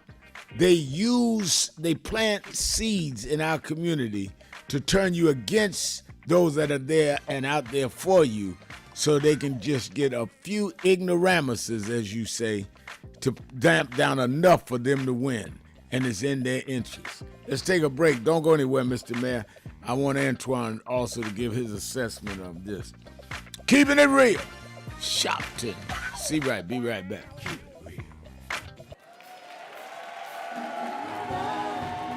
Knew love like this before,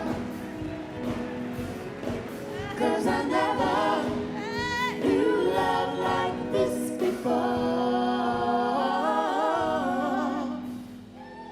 Sounds so good. That was beautiful. Thank you, everyone. I am humbled and grateful to be here with you tonight. I love you too. I love you too. It seems like I've known Reverend Al Sharpton all my life. My mom was such a fan of his, and I've seen him through my life in LA at MCA Records. When I was there, he'd come through, and get those people straight about our contracts and talk about that. And I haven't been honored a lot. Maybe this is my second time, and I'm 68 years old. And I've been in this business my entire life. I've never done what you would call a real job. But I am truly honored, and I'm thankful, and I love us. I love my black people.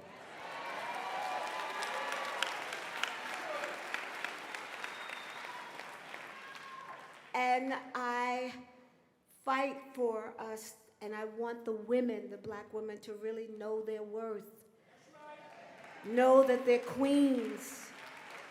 That's important to me. That's how my mother raised me. My mother was militant, I guess, when it wasn't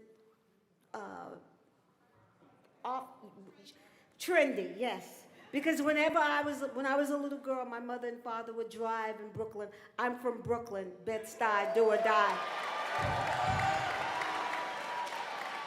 And when she would see police officers handling black children or a black boy or a girl, she would have my father stop and say, she'd get out of the car and she'd say, "What's going on here? Wait a minute, what you doing?" All the time. So it's natural that I'm that way, because I'm so tired of seeing our black men beaten with handcuffs. They have handcuffs on.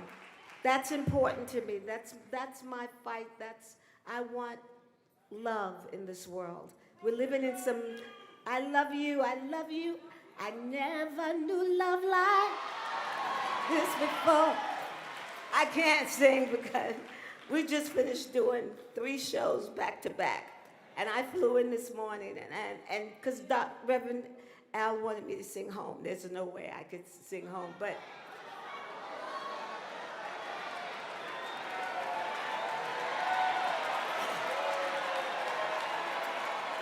Okay. When I think of home, I think of a place where there's love overflowing. I wish I was home. I wish I was back there with the things I've been knowing. When that makes us a tall grass bend into leaning, suddenly the raindrops that fall have a meaning. Sprinkling the sea makes it all clean.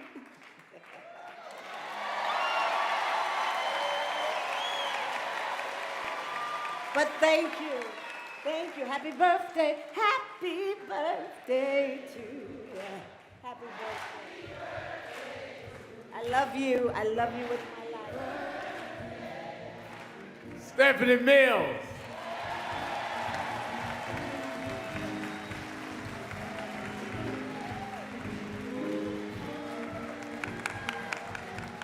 Joining James Brown, Muhammad Ali, and myself now from New York City is the Reverend Al Sharpton. And Mr. Brown, James, I'd like to ask you about this young man, how you came to meet him, and what the National Youth Movement, which he represents, is all about. Tell me something about It's about teaching young kids the right way to go and the things to be involved in education. Don't be a dropout, which is one thing I'm very much behind. Unless kids have guidance, they have no place to go. And the idea is to try to mold them. I mean, we think of anything, we think of it as a baby. And what we mold them to be is what it will be later on. He used to stand at my back door. And he believed in what I said, the Don't Be a Dropout program, and the fact of helping kids and giving them the right idol and the right image to go with. Cleaning, grooming, and wanting to work, wanting to be something. I started as a kid, a juvenile delinquent, you know, and everything. Had no model. And I was able to be a model for a young man like this.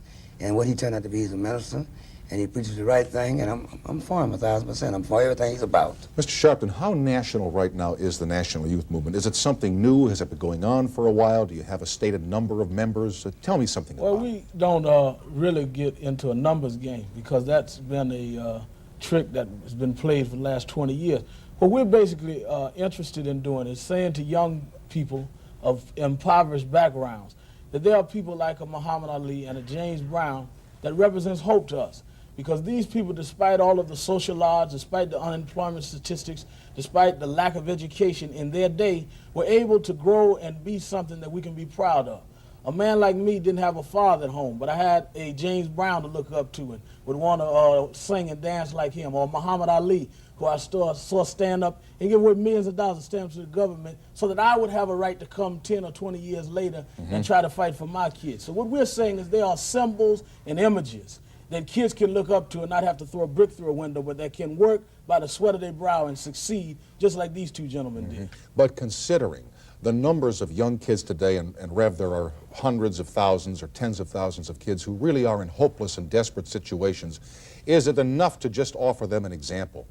You say hopeless, though. Not hopeless. Well, let's say, well, to them, 10, 11, 12-year-old kids, it's never hopeless. There's no such thing as hopeless. It's never hopeless. When I got 8 to 16 years for breaking and entering as a kid because I was hungry, and here I am today, it's not hopeless. Just don't say hopeless. Then we're carving out. I don't believe in hopeless. Don't you think it's hope? If you believe in something, try it. No such hopeless. I don't believe in hopeless. We're not going to go with that. And I think he's not about teaching them how to get out and fight for themselves. That's what it's about. No, it's not hopeless. Everybody has a cause and everything, but everybody want to live. And I think living is what we're about. We're not going to teach dying. Hopeless is dying. I agree with you 100%, James. But what I'm trying to ask here is simply saying you too can be a James Brown or a Muhammad Ali. Is that enough to give a kid who's hungry, who doesn't know where his next meal is coming? I'll say that. Give him somewhere to go. I think it's awful weak to tell a kid you can be a James Brown, one of the greatest entertainers in the world, and me, one of the greatest fighters. And like you said, the hundreds of thousands of millions of kids that need a break. You can't have that many great people, but they can get educated, they can go to school, they can learn. I'd like to say one thing. We have crime today, it's a big problem. I think they took a national vote on what the people want the government to spend most of the money on, and crime was over national defense. Worrying about Russia, China, outside enemies, they're worrying about inside crime. We have crime today, all type prostitution, murder, exploitation, degradation, and wars of all kinds. And I'm going to tell you why everything's happening. And I think if you're intelligent, you agree with it. If we were riding an airplane and the two pilots died for some reason, is there anybody in this room that can go in the cockpit, pick up the radio, start working it, bring the plane in, depressurize it as it land, and make it, and late at night on a stormy day? You couldn't do it. Right. Well, but if you learn how to fly it, or if they show you how to fly it, you can. Since God made the world and God made us, He sent the Bible, the Torah, the Quran, sent Moses, Jesus, Noah, to show us how to run the world. And God left His laws. If we don't follow His laws, then we crash. Let me say this, though, Mr. Snyder, in response to your question to Mr. Brown, Mr. Ali. Yes, it is enough to begin with showing them an example, because before you get to education, you need motivation. If you don't have motivation to get out of the bed, you won't make school or the party. And what we try to do by showing a James Brown or Muhammad Ali is not that you can be a great champion maybe like Ali or a great entertainer like James Brown, but if you use the same initiative that they did to make him get up 5 in the morning and run 10 miles and just have a dream and to come back 3 times and accomplish that dream, to have more hits than anybody in the world, even when the music world wouldn't give him credit for it in terms of a James Brown. If you had that initiative to keep working at whatever it is that you're going to do, you can succeed. And what we're saying to them is you may not reach the plateau of public prominence of them, but if you can reach the personal discipline and personal motivation, #1 civil rights leader, the Reverend Al Sharpton. Reverend, still got Rodney hanging. Keeping it real, keeping it real. I'm your host, Reverend Al Sharpton. Antoine Seawright is our co-host. Antoine, I held Rodney Jones over for you to also address some of the concerns that some of us have. And Rodney, I don't call him the mayor for nothing because he's major organizer out there in Queens, New York. And some of us had that. We have had some of the attacks and agitation against our advancement as African Americans in politics from some that call themselves the far left as much as we've had the far right. Litmus tests and all kinds of stuff. And then when we ask for reciprocal stuff, they say, oh, no, they're too mainstream, whatever that is. Well, Reb, just because you wear the same jersey as me does not mean you want to get down the field the same way I do. And I think that's probably how you summarize that. But I think the mayor brought up some consequential points, and so did you. Look, I think it was A. Philip Randolph, but since I don't know, I'm going to give you credit, Reb. But the quote simply says that voting rights is the master key that will unlock every door of issue we will face as a people. In other words, voting rights is the most consequential issue of our day. And if we don't have the right to free and fairly participate, then we can have millions of discussions about healthcare, education, infrastructure, whatever it is. But the way we deal with those issues is by having reflective representation, and that's where voting rights come into place.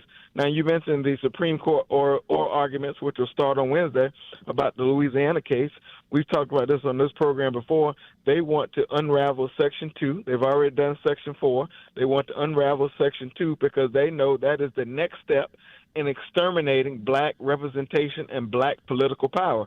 We saw unraveling with Shelby versus Holder. Now is Section 2, and now you see them complementing their suppression efforts or extermination efforts with the redistricting cases all around the country. Why does that matter? Because if they eliminate the basic fundamental of black representation all across this country, we can hang it up, Reb. It doesn't matter what the issue is. We can hang it up as a people. And that's why Lou Stokes, founder of the Congressional Black Caucus, said they didn't want us to have it, so we've got to fight like hell to damn sure we keep it. And that has to be our motto in these next coming years, days, and weeks, Reb, about preserving black representation and making certain that we are one band, one sound as a community first, and then those who claim to have our heart and mind and issues on their hearts and minds, making sure they're calibrated around those issues as well. Keeping it real, keeping it real. Thank you, Mr. Mayor. and he's a loyal NAN member and a real community organizer. Thank you, Mayor Rodney Jones. Let me go to Demetrius in Cleveland, Ohio. Demetrius, you're keeping it real with Sharpton and Seawright. Hey, good day, Reverend Sharpton and Mr. Seawright as well. I just want to speak on briefly. Today is a Virginia's People Day, but I find it ironic that Donald Trump, he's in another country trying to say that he got promoting equal rights for people and putting war to an end. While here in America, their ancestors, of the indigenous people, he's locking up, putting out their homes, the immigrants from South America who have their roots with the Native Americans. He's not showing no justice to them here in America, but yet he's going to promote himself as promoting justice in the Middle East. And he's saying the war is over. The war is not over there until the people have equal rights. In Gaza, in Israel, the Palestinians. And I believe he's really just promoting himself. When he want to tell Netanyahu to pardon someone, that shows that his ego is feel like he want to be a world leader, control other nations' politics like some type of czar or some type of Caesar. Because that's up to the individual country. And also, he have influence over Israel. Not U.S. have influence over Israel because of the funds they promote that they supply to Israel. And also, I believe the treaty did come to par because of European nations threatening to form a Palestinian state. I believe that had a major influence more than what Donald Trump had done. Right. I believe people had to realize, he just really puffing up his so-called exploits off of threats what the Europeans was going to do. So it was something he was intentionally planning on doing. He was forced to do it. And it's very important that, that people realize that, and also that the Catholic Church and the Jewish institutions, even the Protestant church here in America, around the world, stay independent and not be influenced, by his ego, and he would definitely. He's tried to put a lot of pressure on them. You're correct, Demetrius. Thank you for your call. Yep. Let me ask you this, Antoine. We see that there is a lot of energy around the question of dealing with the fallout of the tariffs. A lot of energy by people on Wall Street that are concerned. Give us the political nature of this economic decisions. Well, I think, Reb, these tariffs speak for themselves. If you look at just from a pure survival standpoint, you think that every major food that we eat and that we import or grow in this country, we're feeling the burden from this tariffs. If you think about electronics, you think about clothing, everything we bear witness to in this country we need for survival, it's up. And with an already America that's too expensive for the average Bobby and Jane. And so I think in the black community, Red, we're feeling the burden of these tariffs more so than anyone else. That's why I keep reiterating every chance I get, when America has a cough, black America has the flu. When it's raining in America, it's flooding in black America. We've already started this race 2 laps behind from an economic and a level of the playing field perspective, and now these tariffs make it even more challenging, not to mention the widening of the racial wealth gap that we've seen happen in the past 9 months. Add that to the growing black unemployment rate and the shutting down of jobs in the federal government held predominantly by African Americans. We are in our own economic recession in black of America as a direct result of Donald Trump's piss-poor economic agenda. All right, let me go to let's go to Ann in Richmond, Virginia. Ann, you're keeping it real with Sharpton and C-Rad. Yes, keeping it real, Al Sharpton. Sir, thank you very much for this opportunity. First of all, I would like to talk about the shutdown on Friday. From my understanding, over 4,500 employees got let go, either fired, furlough, whatever. But with that being said, I'm like, first of all, I would like to know who determines who's going to lose their job. And it seems like a lot of African-American females are the ones that are getting the short end of the stick and losing their job. So with that being said, I just don't understand. And also the voting. I think Donald Trump also, what he does is just go online and look at the federal employees of the government, who's voting Democrat, who's voting Republican, because that's public information. And I feel like part of his decision to let certain people go, who he let go, is based on your voting. He's probably looking at that information and realize that you are not supporting him and you are supporting the Democratic Party. You lost your job in that aspect. Also, what's going on in the Middle East, I was very offended. Donald Trump is over there. First of all, you're trying to keep peace in the Middle East. You can't even keep peace here in the United States. You have the ICE and everybody, not say everybody, but people attacking, one another. We are American. We here in the United States, and here now we don't feel safe. I feel, like I can't go out anywhere without somebody want to pull me over and stop and like, where are you going? Question me. I just feel like my freedom has been taken away. And then also they said that Jared Kushner was over there yesterday and today, from my understanding, assisting with the release of the hostages. What he has to do with the release? Bottom line is, while Jared Kushner is over there, he's looking at Gaza. They want that property, which they got now. Now they could build the condos, they could build everything that they want. They over there bulldozing the land, clearing it, as they bringing in these 80,000, whatever, not 80,000, but a lot of trucks in there to feed. Yeah, well, Trump said he wanted to make Gaza the Riviera of the Middle East. I mean, you're not just making that up. Right, and I heard something similar like that also, sir, but what I'm saying, he got it now. And he said that his son-in-law is over there to help with, it was a senator, because this was on the news I heard, Senator Mark Kelly said that Jared Kushner and his wife is there to assist with the release of the hostages. Come on. We know that he's a real estate agent. So he's over there assessing the land and see what they need to do to start building, because they know they got it. And that's when I think Donald Trump sold the belief to the people there that he's for them. And somebody that's one of your callers said you cannot trust. He's not to be trusted. And so with all that being said, I just think it's shame on how Donald Trump is getting away with a lot of things, especially here in the United States, and then he advocating one of the Peace Nobel Prize, when here we are terrorized.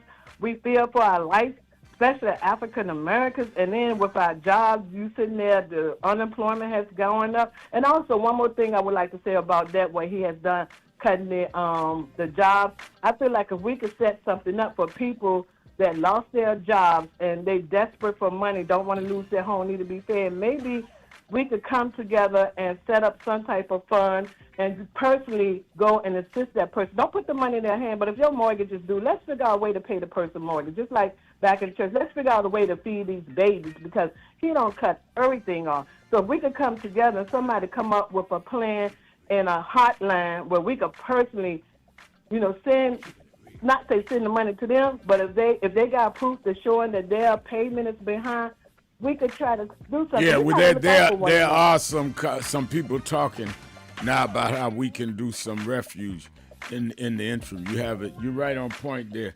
Thank you for your call. Keep listening this week, because we are in conversations all weekend about how we do that.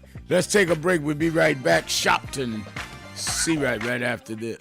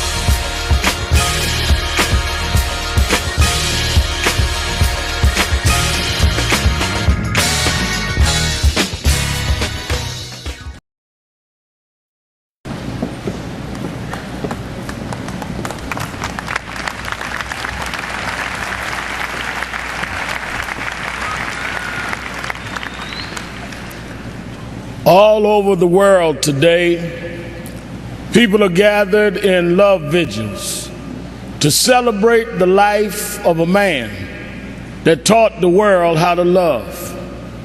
People may be wondering why there's such an emotional outburst, but you would have to understand the journey of Michael to understand what he meant to all of us.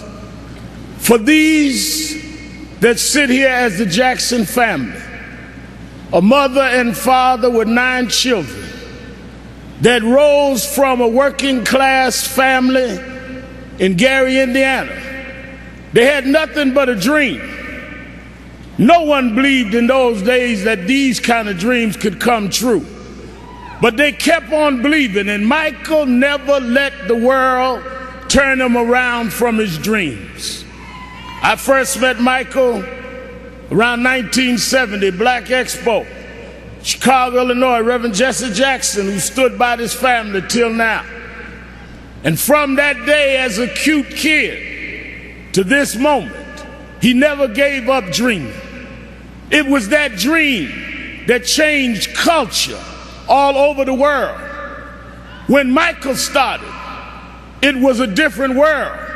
But because Michael kept going, because he didn't accept limitations, because he refused to let people decide his boundaries, he opened up the whole world. In the music world, he put on one glove, pulled his pants up, and broke down the color curtain, where now our videos are shown and magazines put us on the cover. It was Michael Jackson that brought blacks and whites and Asians and Latinos together. It was Michael Jackson that made us sing "We Are the World" and feed the hungry long before Live Aid.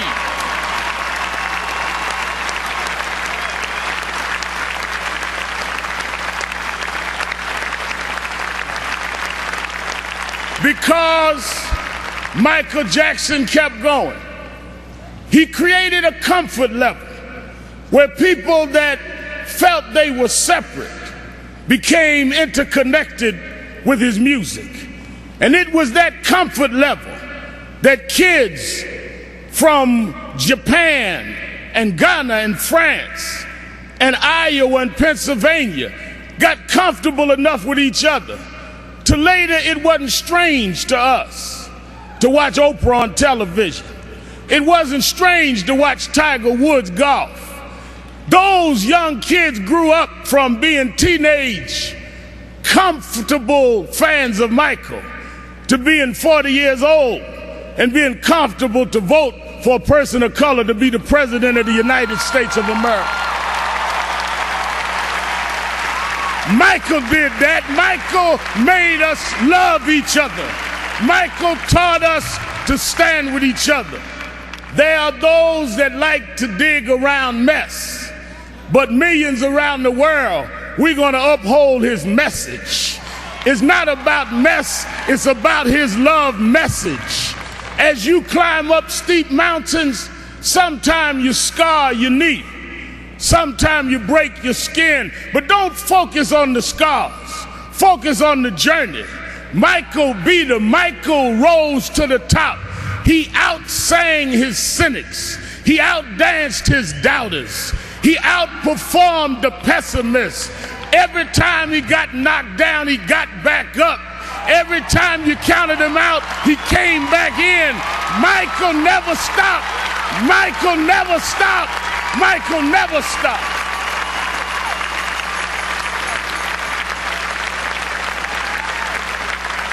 I want to say to Mrs. Jackson and Joe Jackson, his sisters and brothers, we thank you for giving us someone that taught us love, someone that taught us hope. We want to thank you because we know it was your dream too. And we know that your heart is broken. I know you have some comfort from the letter from the President of the United States and Nelson Mandela, but this was your child. This was your brother.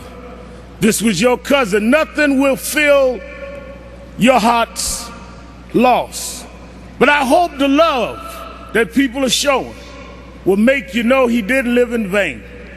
And I want his 3 children to know, wasn't nothing strange about your daddy. It was strange what your daddy had to deal with, but he dealt with it.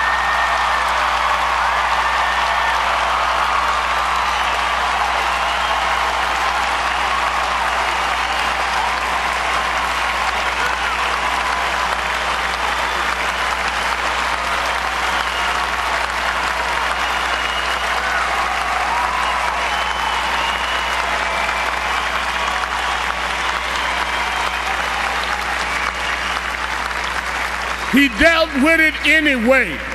He dealt with it for us. So some came today, Mrs. Jackson, to say goodbye to Michael. I came to say thank you. Thank you because you never stopped. Thank you because you never gave up. Thank you because you never gave out. Thank you because you tore down our divisions. Thank you because you eradicated barriers. Thank you because you gave us hope. Thank you, Michael. Thank you, Michael. Thank you, Michael.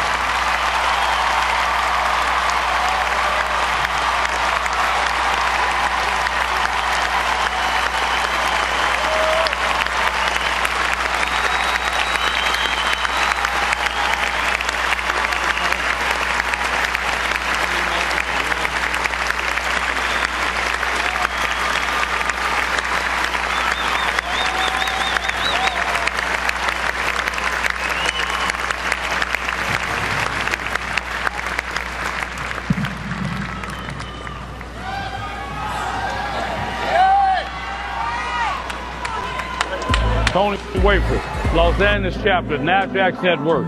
He just came in here to New York a couple days ago, had to stop by the House of Justice, and I sure enough found some justice, so I know I can leave here feeling like I got peace.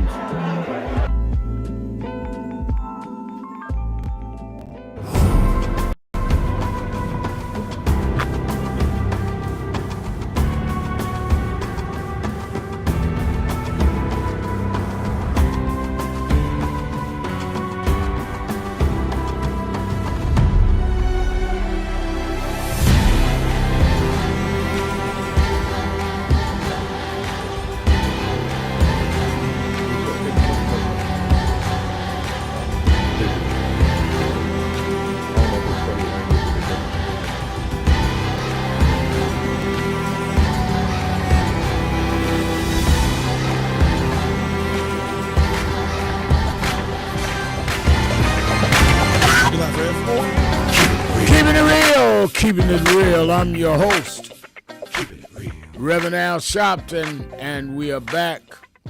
1-877-532-5797. Antoine Seawright is our co-host. Antoine, one of the things that I think is very contradictory to me is how we have fought from the Voting Rights Act when I was a child in 65 till now, where you have 60 members of the House and the Senate black, and some of the so-called leftist forces, and I'm going back to Disco Brian because he's right, threatened to give primaries to them, members of the caucus, that never said anything or did anything against others whose policies are against them.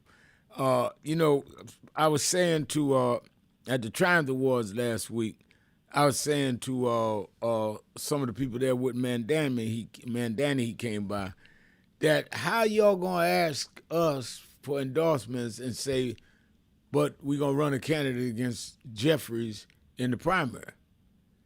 And they said, well, no, he didn't say that, ma'am. Dan didn't say, but he needs to say that. He's not doing that because we cannot deal with progressives that is going to digress black political power. Now, I'm not saying that you want blacks that are not progressive because I would say most of the caucus is, including Hakeem. But I'm talking about those that just feel our communities is just open and available for them to do whatever they want to do. And I tell them publicly, I'm not looking for a better slave master. I'm looking for freedom. So the fact you call yourself progressive don't mean nothing to me. A long-haired slave master ain't no better than one with a crew cut to me. Well, Reb, I can tell you this: progressive doesn't always mean or doesn't always equate to progress in our community, and I think everyone must have clarity around that. Secondly, I would just say to those folks, I'll give you an example, Reb. Now, Kamala Harris is no longer the vice president. When we opened this program, I talked about how under she and Joe Biden's leadership, 105 hostages were released. The negotiations had started and made a lot of progress, and you still have progressives protesting her book events as if she's gotten power. Yeah. And I have not seen any of them protest a Donald Trump, Mike Johnson, or Republicans who have more power in Washington than the power company itself. I haven't seen any of that. So that just goes to show you that their agenda certainly is not our agenda. And what it also speaks to is a larger math problem that I think we have in our party, thanks to them. They don't understand that politics, much like life, is a game of addition and multiplication, not subtraction or division. And so when you try to subtract and divide, starting with black political power, the math does not math in the end, and as a result, everyone loses. You know why, Reb? Because without the CBC, there is no United States Congress. And without the CBC, there is no black Hakeem Jeffries as Speaker. There is no black Joe Neguse as Assistant Speaker. There is no black committee chairs at Ag with Chantel Brown and Foreign Affairs with Greg Meeks and Maxine Waters at Financial Services and Benny Thompson at Homeland Security. None of that exists. And so I think we need to be very clear about what we're gambling here with when it comes to these so-called progressives who don't always mean progress for our community. That's exactly right. And I think that you said it well. Let me go to Greg in in Orlando. Greg in Orlando, Florida. Hey, Brother Al, how you doing, brother? I'm doing well. How are you? Doing fine. I just want to know I've been a listener since 2004, and I'm retired down here in Orlando now. Oh, wow. Just want to, yes, sir, since 2004. I used to have to sneak in the car to listen to you. Yeah. But anyway, I believe in solutions. Here's the problem. The Democrats got a messaging problem. Hakeem, I love Hakeem. But when Mike Johnson stand up there and just discredit the ACA, he need to look at him in the face and say, well, where's your plan? What happened to repeal and replace? What have you? You've had the House twice now under Trump. Where's his plan? Where's your bill? Don't sit there and argue with a man who ain't got a plan but discrediting your plan. Then you take your clipboard and a billboard and show millions of poor Republicans that's on Obamacare. Don't sit there and be nice. These people do not play nice. And the other issue, the economy. Why don't Democrats go on all these networks and blame Trump about this bad economy? Why don't you blame Trump about how bad crime is? They blame Joe Biden for every crime that happened. I've seen no Democrats go on TV and blame him for all the crimes. That's why he's sitting in the guards, because he's responsible for the crimes. Yeah. Rev, if I can just respond to that, because respectfully, I'm just a little bit bothered by it, because I can tell you, we've had the networks complaining to us, or not complaining, but saying that Jeffries has been on TV too much, and we've got to rotate and give balance to the other side in terms of messaging. That's been the complaint. That's been the feedback from the networks. That's number one. Number two, every opportunity that has been given to him, he's not only pointed out the big ugly bill and the largest cut to Medicaid in American history, $5 billion cut to Medicare, which is going to run a deficit, 1 in 4 nursing homes, hospitals closing, talk about the impact on rural America, black America, brown America.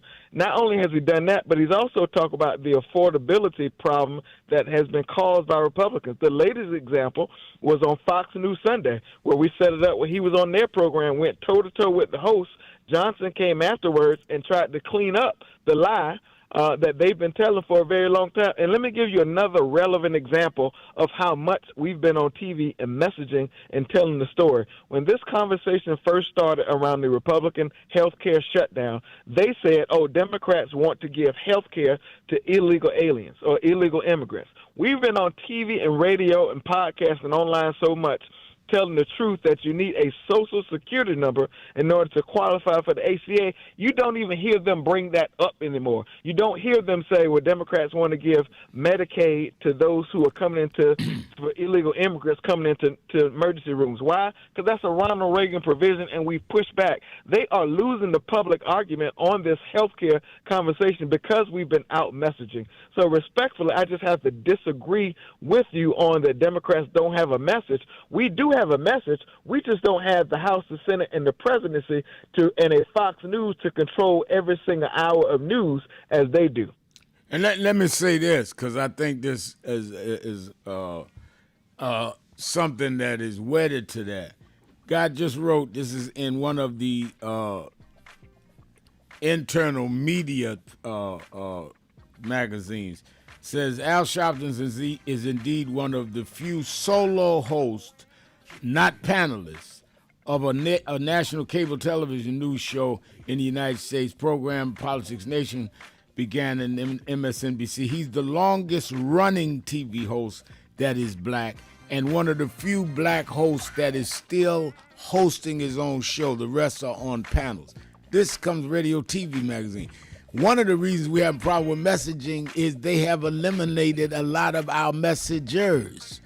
That we had more black TV, cable TV, CNN, because even Abby's on the panel. Jonathan Cabar's on the panel. We've had more several years ago than we have now that can say, no, this is my show and this is what I'm putting it on. They're stifling our voices. It's not that we ain't got nothing to say. It's they're limiting our microphones, and those of us that had them, if y'all don't support them by keeping the ratings, they're going to keep taking them off. That we got to also deal with. Let's take a break. We'll be right back. Sharpton, see right. Be right back.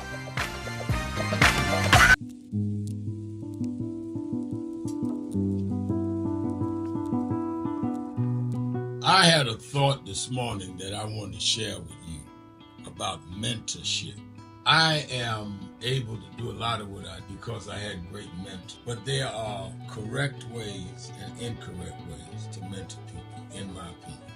I was mentored as a boy preacher by Bishop F.D. Washington, one of the great Pentecostal preachers of his time. Then Reverend William Jones became my pastor after Bishop Washington died, who was unquestionably in the top 5 black church ministers, theologians. Reverend Jesse Jackson, who I started my activism under his leadership, he and Reverend Jones. And I learned politics directly as a youth director from Shirley Chisholm. So even though I didn't finish college, I had the most unique education in the world from being exposed to giants.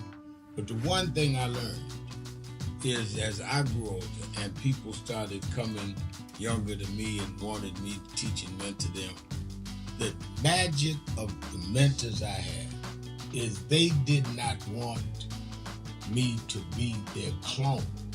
They wanted me to learn things from them and use my own gifts and talent in my own unique way and let me do things on my own, because they knew that if I flopped in some things, it would teach me for the other things. They'll come and help me once I was down, but they were not going to have me avoid being down. And they were not going to impose themselves on me.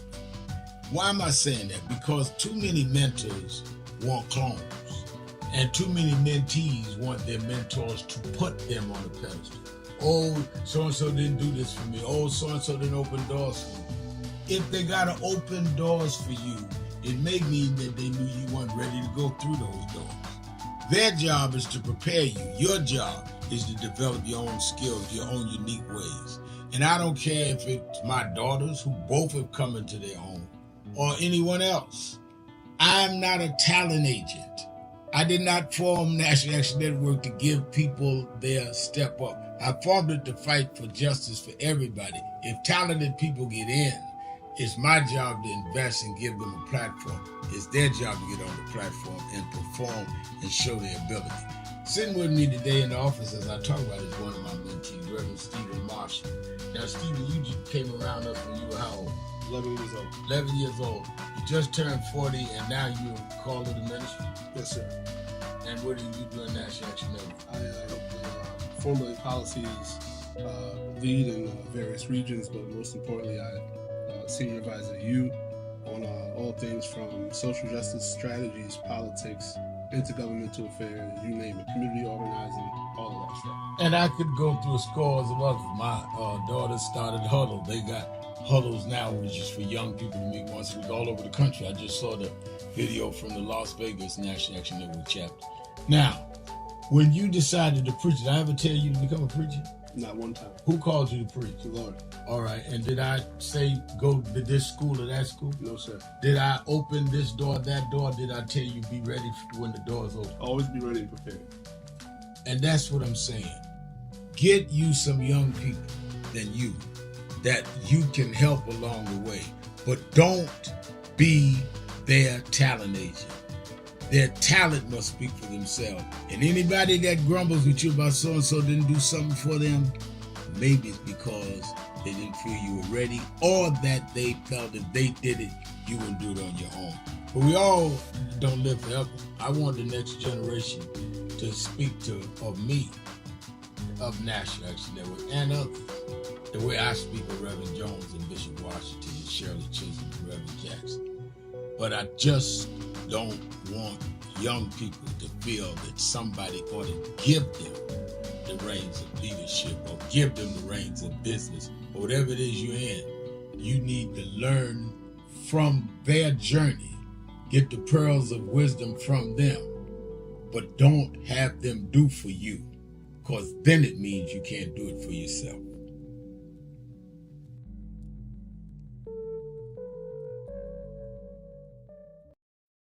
So who is Al Sharpton anyway? Who is this 33-year-old preacher without a church? A number of black New Yorkers as well. He is little more than a pudgy exhibitionist who can be counted on to show up, bullhorn in hand, at every racial incident.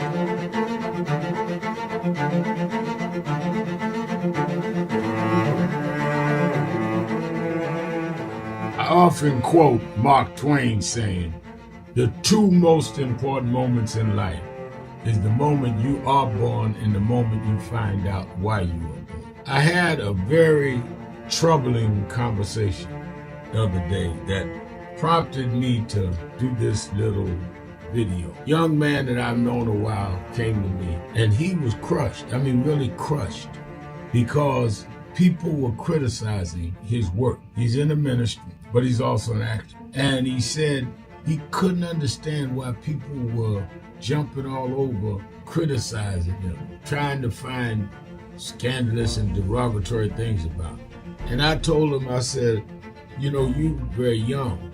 You don't know the road I've traveled. They call me everything but a child of God. A blabbermouth, a loudmouth, too flamboyant, an agitator, a racist, I a race had to baiter. learn. Yeah, right. I was not defined by how others saw me.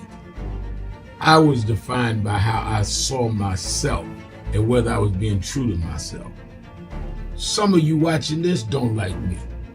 And it doesn't matter as long as I know what I'm doing and I like me for being real. So I'm doing this video to say to you, whoever you are and whatever you do, you may not be in ministry or social justice, none of this stuff, but don't live your life worried about opposition or people that don't like you. You can turn that around. Use me as an example. The same people that call me a scam artist, a con artist, a sellout, or racial hustler and all, I kept going. And the people I respected started respecting and publicly embracing my work. When Coretta Scott King, the widow of Dr. Martin Luther King Jr., had this to say about Al Sharpton. A leader who has protested injustice with a passionate, unrelenting commitment to nonviolent action. in the spirit of Keeping it real. Keeping it real. I'm your host, Reverend Al Sharpton. Let me say by way of announcements, don't forget to watch Politics Nation with Al Sharpton every Saturday and Sunday, 5 p.m. Eastern Time on MSNBC. And we get those that matter on the show. I don't play with it. I was just reading, I read you on the Radio TV Reports industry magazine talk about we're one of the few solo black hosted shows now on national television. They have other black hosts, but they're on panels. But I do my own show solo and decide to guess. I don't want nobody. I don't have my friends on to come up there and talk about how smart they are. I want somebody in the thick of what's happening, which is why I had Senator Schumer on Saturday night, and the week before I had on Hakeem. I want to know what's going on in negotiations. I want you to be informed, not by people theorizing. I have Antoine on because he's there in the mix and knows what's going on, because these are the things that affect us, and you need to know what's happening. So support the show every Saturday and Sunday, 5 p.m. Eastern Time, MSNBC. You that are in the tri-state area, meet me any Saturday, this Saturday in particular, at the House of Justice for the Saturday Action Rally, 145th Street and Lenox Avenue in the village of Harlem. We've got a lot of work to do around Tish James, mobilizing around that, and we have other matters that will come up that I'll bring up later in the week. I don't want to break the stories, but believe me, plan now to be at the Saturday Action Rally, Saturday morning, 9 a.m. to 11 a.m., House of Justice in Harlem, 145th and Lenox. And, of course, you that are not in the New York area can watch it live on Impact Television or on nationalactionnetwork.net. You in the Atlanta area tomorrow, as in Tuesday, as in the 14th, Tuesday the 14th. Tomorrow night I will be at the Clark University campus doing a fireside chat with my MSNBC colleague Rachel Maddow, myself, and Andrew Young, as well as John Hope Bryant, talking about this documentary that Rachel Maddow is the executive producer on, called The Dirty Works, The Life of Andrew Young. And we'll be talking about other issues.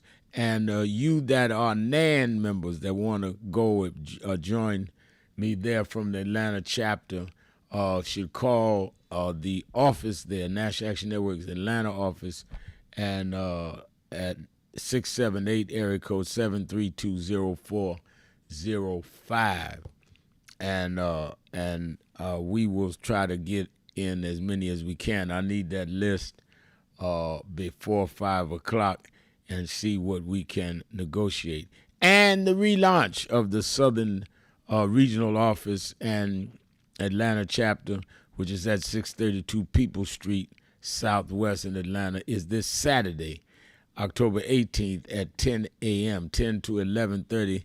So all of us that are members of NAN, and as we take off for the coming year, you need to be at the headquarters on Saturday morning at 10 o'clock.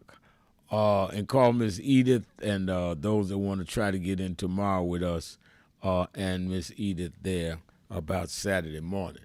Let me ask you this, Antoine. As we get down to the wire, we're watching the governor's race in New Jersey, and it's getting a little nasty. We're watching, of course, the mayor's race in New York. We're watching the ballot initiative in California around redistricting. I talked to Governor Newsom the other day on the phone. Talk about the importance of the elections before us now. Governor's race in Virginia.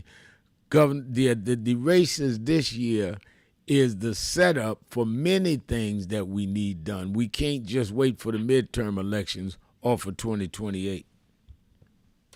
Well, Rev, every election ahead of us is life or death at this point. And I don't say that with an exaggeration, because we see what these people are doing when they have power. They're literally putting together an agenda and policies that will exterminate certain communities, whether it's economically or literally in general. So every election is life or death at this point. In fact, I will go on to say what I said several years ago: black people will be casting a survival vote in every single election. I make no apology by saying that.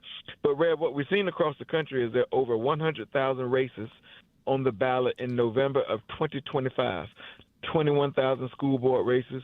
There's a state court race in Pennsylvania that's going to be very consequential. You mentioned the ballot initiative in California, Prop 50. You mentioned Virginia, New Jersey. So far, what we've seen is that Democrats have been overperforming, and so far as we pre-scope 2025, the landscape consists that Democrats are slightly ahead in a couple of places, although it's getting tight. I contend, as they taught me when I was driving, objects in the rear are closer than they appear. So although the polling says that we're doing well, I think we have to put our foot on the gas. I think we've got to turn out the vote. I think black folks have to have the most visible expression of their anger, frustration, and support for our candidates that represent their causes. I also think this is good realignment opportunity and territory for some of these white constituencies that voted for the Republican ticket, as well as some of our brown, both AAPI and Latino brothers and sisters, to realign themselves with what's good for the betterment of their community in this upcoming election. But the closer your government is to you, the more important it is for you. That's why these elections in 2025 are so important. Let's go to the phones and try to get a couple of more.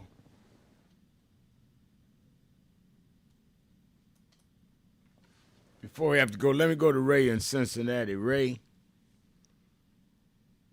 Yes, sir, Rev. Thanks for taking my call. Rev, when you make a promise, when a politician makes a promise and he doesn't keep it, that should come back to haunt him. I'm not even going to call him president. Trump said on day one he would end the war.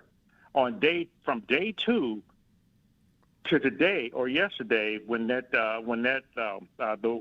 war ended, that all those people killed in between should be on him. Remember when Biden brought the troops home? I think it was either 2,500 or 25,000. It was one of them. But then he took flack, not for bringing the troops home, but for the 13 that was killed. You remember the 13 that was killed later on? And he took a lot of flack for that. And so Trump should take the same flack because he didn't end this war on day one. Rev, how the Democrats are trying to protect the Democrat, the Republicans, and MAGA. They try to protect health care. How do you not support health care for you and your family? That's what I don't understand, Rev. You know, the Democrats are doing, when it comes to the shutout, the Democrats are doing the right thing. Don't cave in, you know. And it just bothers me how even MAGA, black MAGA, they'll call the Lincoln Ware Show and still support Trump, knowing that they want to dismantle health care. That's a head scratcher. I just don't understand it, Rev. Yeah, I think some people just want to be contrary. I think some people are misled. I think others are misinformed. And thank you for your call. I think that one of the things that bothers me is when people don't even understand their own inconsistency. I remember it was Thursday night. I was at a spot that I have a lot of meetings at night. A guy walked over to me and asked me would I take a selfie with his son. White guy, looked like he maybe in his 60s. And I said, sure, got up, posed with his son. And he said to me, you know, I'm a Republican. I support Trump. And he said, it reminded me of a guy I talked the same conversation a couple weeks ago. He says, and I've learned to respect you. I don't agree with you on a lot of politics. I've learned to respect you. I just don't agree with you. Years ago, the Tawana Brawley case with you. I said, yeah, that's about 38 years ago. I said, but let me ask you something. I supported Tawana Brawley 38 years ago. She was found in a bag, and her and her mother and the lawyers told me what happened, and I stood up for her. And I said, so she was found in a bag, had been missing 3-4 days. So let me get this right. You say you're a Republican. Yeah. You support Trump, right? Right. I said, so you never forgave me for believing someone found in a bag, but you voted for somebody that was convicted of trying to put a woman in the bag? And he couldn't say nothing. The hyperbole that they got these people crazy. What are you talking about? You got idiots still running around and talking about 10 years later, do you owe taxes? Like I'm hiding? I'm on radio every day, television just about every day. If I owed something, you would think the tax agents would know how to come find me. But they will take a convicted felon, 34 counts, and make him a saint, and take those of us that's trying to do what's right and try to make us look like devils. That's why you don't do this unless you committed, unless you can keep your eye on the prize and keep going. Let me thank Antoine Seawright. Let me thank all of you that called in, listened, and you that called in and couldn't get through but hung in there anyhow. Remember, whatever you do, wherever you go, however you feel, tell somebody, anybody, everybody. Reverend Al told you personally, keep it real. Keep it real. Keep it real. Talk to you tomorrow.